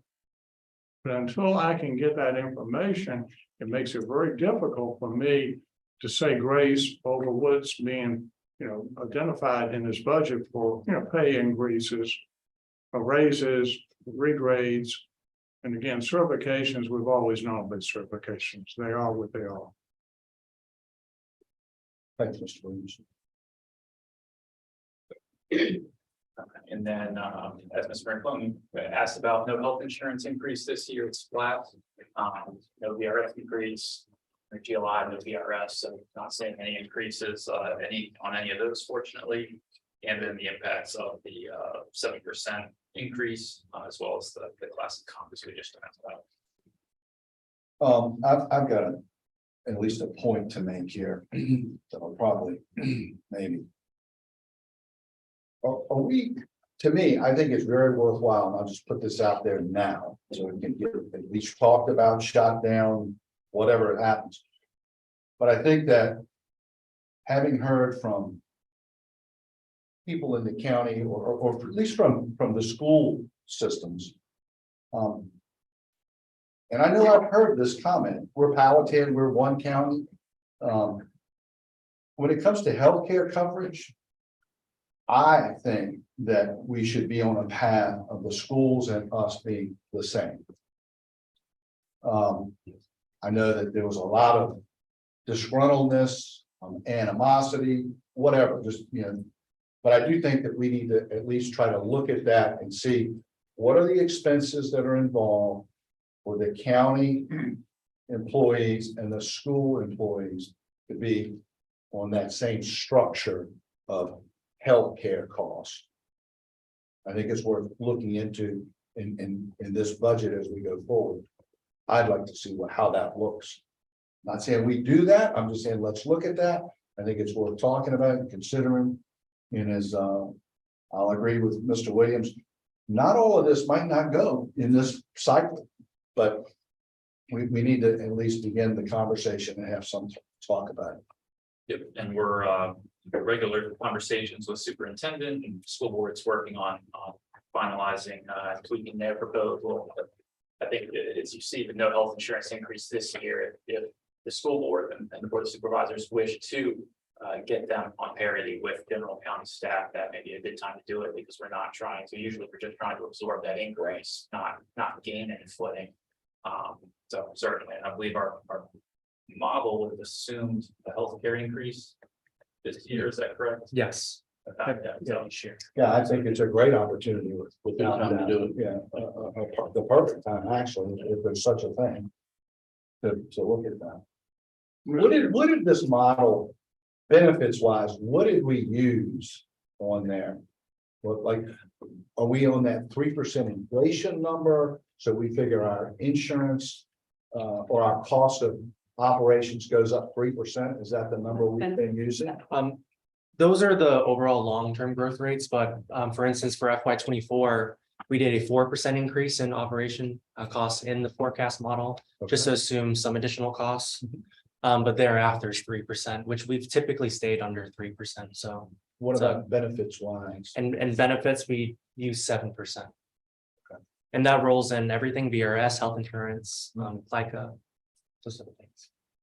Mr. Chairman, Yes, sir, Mr. Range. I always want to have the conversation. Unfortunately, most of the time, a lot of important things, we never get around to having the conversation. That said, if we want to talk about, having equal benefits, then let's have that conversation. Same time, let's talk about, if we've got a special retirement program for teachers, let's talk about a special retirement program on the county side for employees. Okay? Because I don't like different benefit programs for different classes of employees. If we're going to do it, let's do it for everybody. Let's do it for the first responders. If we value teachers, don't we value our first responders? Don't we value our constitutional officers, the finance director? So if we're trying to make things in terms of how we do things across the board between the schools and us, let's talk about everything that goes into what that means.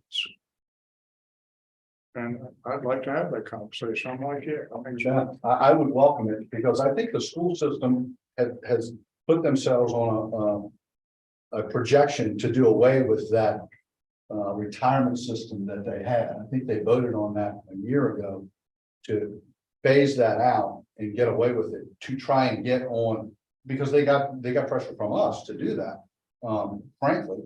And I think that, you know, that's where the staff, county staff, employees, fire, rescue staff should be the same retirement as them. I would agree with you on that. The schools, you know, they had a problem. I think they've addressed it, or from my knowledge, they've addressed it. And they're working to phase that system out. I don't remember, for some reason, I'm thinking it was 27 employees. I'm not sure of the exact number, but I think that was the number, about 27 employees that they had to work on to phase out of that program.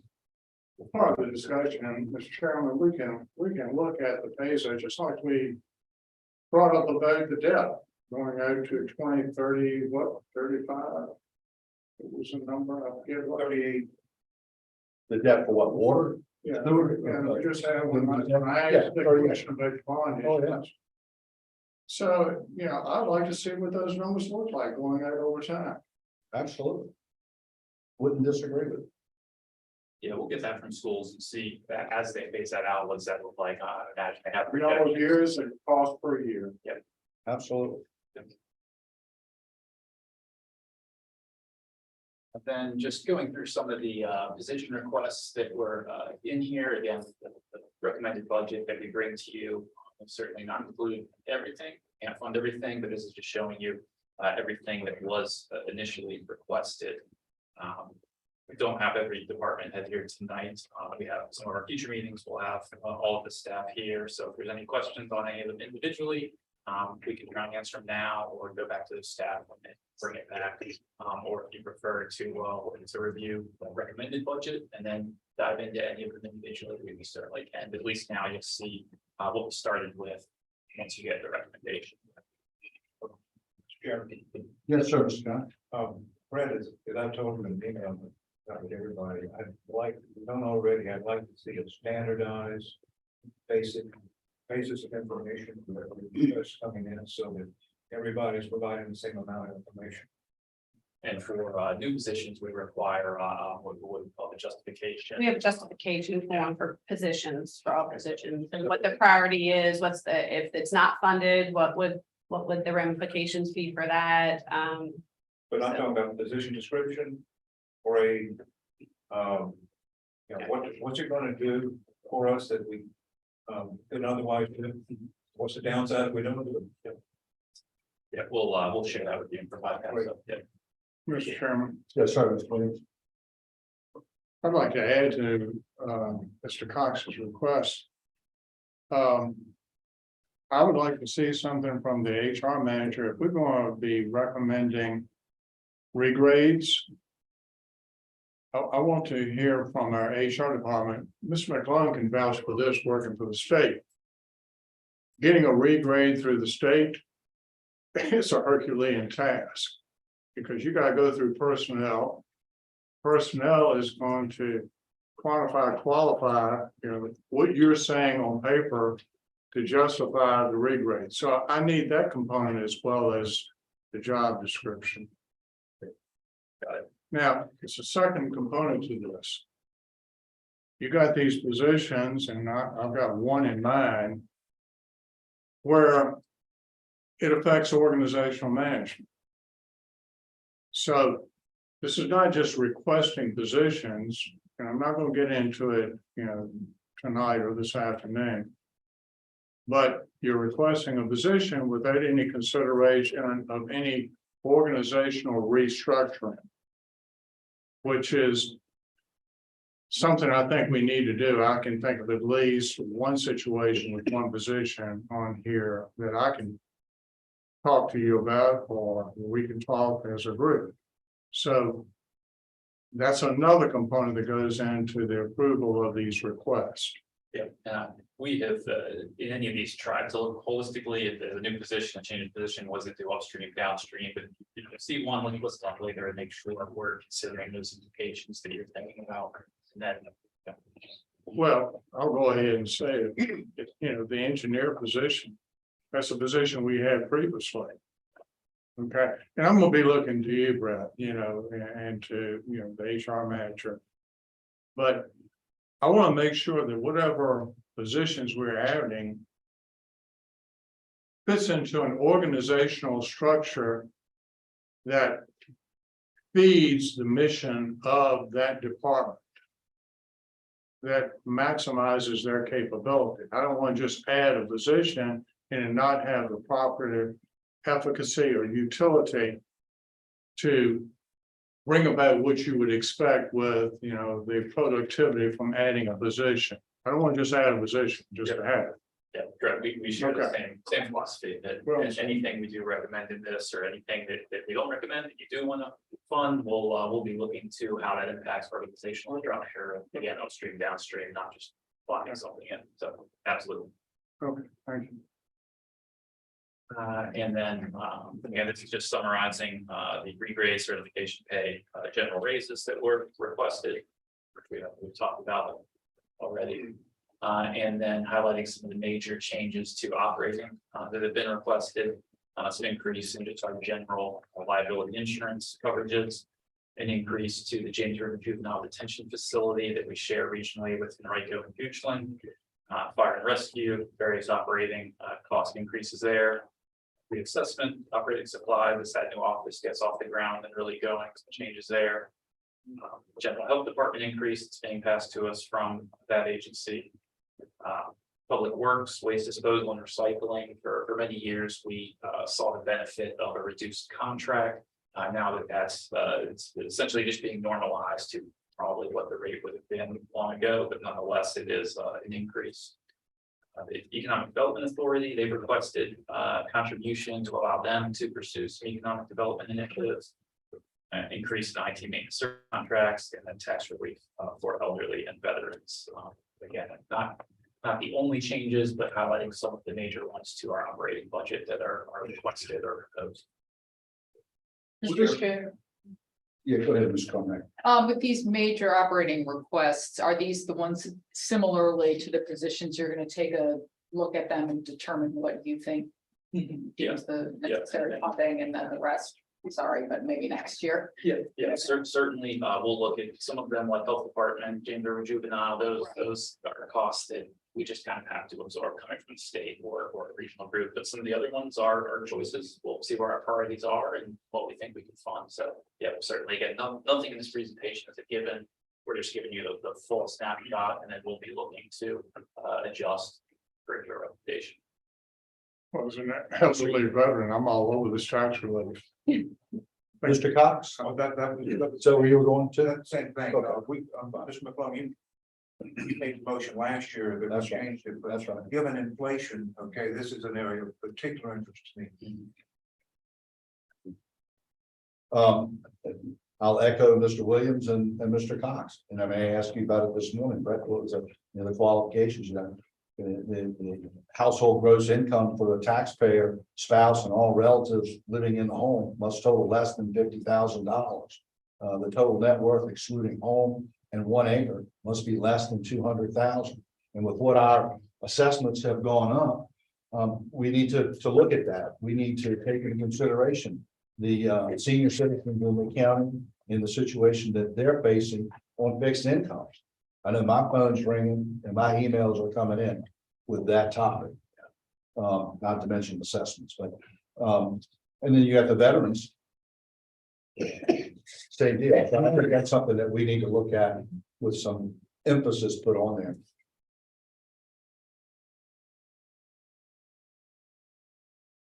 Thank you. And then just looking at some possible future expenditures that could impact this budget or just future one. ERP, that was a recent discussion with the board. We had a follow-up meeting with Commissioner Treasurer and Keystone. So again, I think we're in a better place to come forward, but we'll see. We need to see tangible improvements, not 2 steps forward, 2 or 3 steps back. So if we need to change course on that, whether that's bringing in staff consultant to help us or going to a completely different product, then that's an unknown, could have a cost, but we're meeting, I believe, March 2nd with them again. So after that, we should have a better update for you and the public on where we really think we're headed. But right now, cautiously optimistic with where we stand. Class and copies, we've talked about that. Another one to look at is our space needs study. It's been quite a few years since we had a space needs study for the county. As we continue to grow as a county and an organization, looking at how our buildings will suit us in the next 5, 10, 20 years. In some places, we have some rooms and some vacancy. There's certain apartments that you can't just stick somebody over there at one apartment. It might make sense to be adjacent in the same buildings as others, to kind of playing that game of Tetris and seeing how we fit all of our current and future needs. So we're recommending no capital cost to this yet. And the possibility of Powhatan Community Services Board vacating this building in the future as they continue to explore their own new building that would change it and open up some things here. So we'll look at all of that, but we just want to make sure we're thinking for the future and planning for that. So this time we would just be recommending we update our space needs study. But we're down to 1 rental, is that correct? That's IT. Yes. Yeah, there's some others, right? That's the only one. That's them. Thank you. And then, of course, just the unknowns of composite index and what that impact will be on us in future years, and then the ever present General Assembly unfunded mandates that inevitably continue to come. And then just looking at our budget calendar, and one thing to note on here, and as we talked about this, Mr. Chairman, March 8th joint school board workshop should be in there because that's a key part of this process.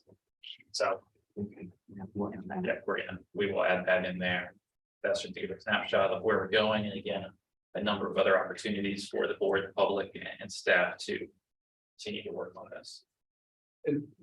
Brett, just to go over some other couple of dates I think are pretty significant for us here.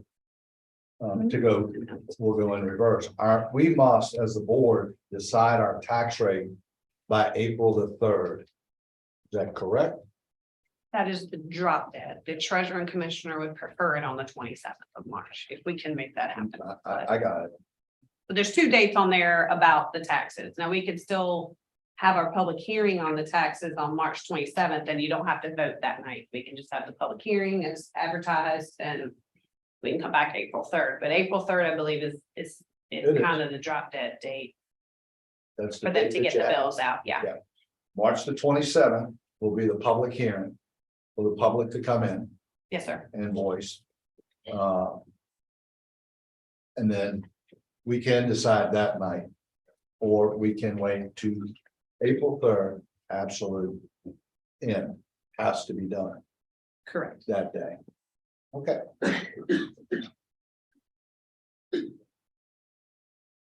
And then their budget, like this is just a snapshot of it as of their February 6th workshop, and they're continuously meeting and working to refine both the revenues and what they're getting from the state and federal sources, as well as what their priorities and expenditures are.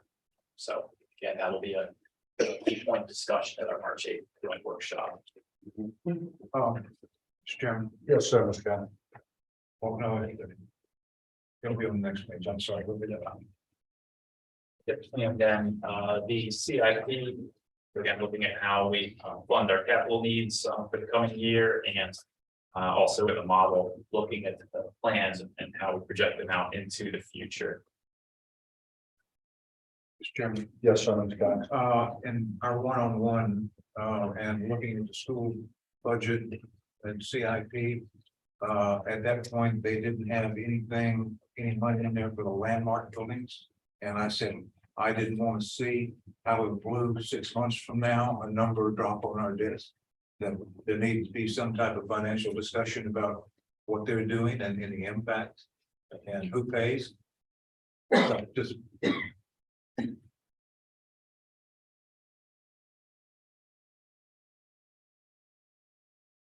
that is all we had tonight. Again, we're finalizing our recommended initial budget. We'll have that out next week for you and then really begin the work of seeing what we can do. Any other questions tonight? Again, staff, we're here, happy to answer.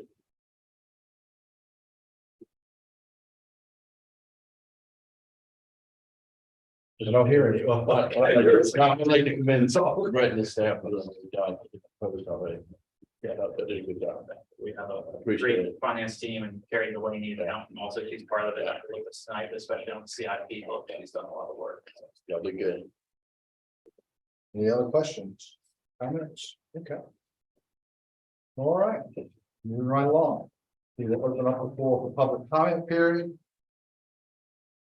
Individually, you have 3 minutes. You know, I'm speaking on behalf of the group, and 5 minutes. Anyone on Zoom?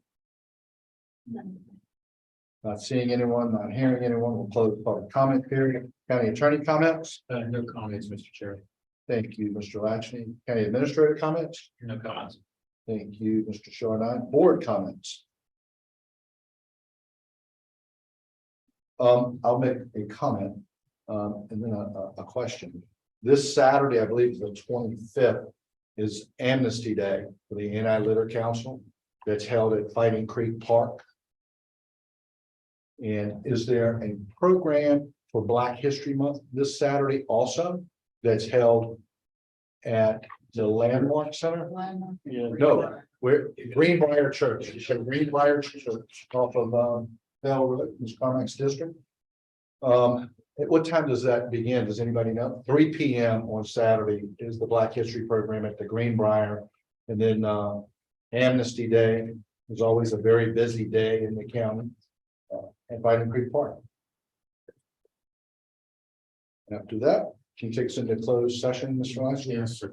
Whereas the Board of Supervisors of Powhatan County desire to discuss the closed meeting the following matter.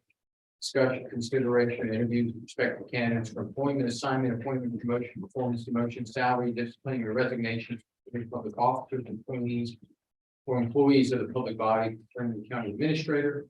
And whereas pursuant to section 2.237, one of the code provisions, such discussions may occur in closed meeting. Now therefore be resolved, the Board of Supervisors of Powhatan County is hereby authorized discussion to debate matter in closed meeting, and that is motion. So moved. All in favor, say aye. Aye. All opposed? We'll go into closed session.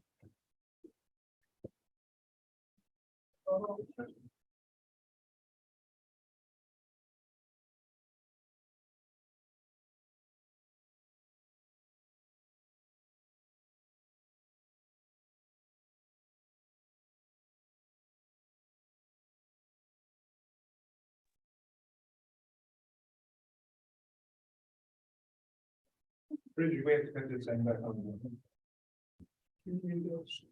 I mean, I just never been on.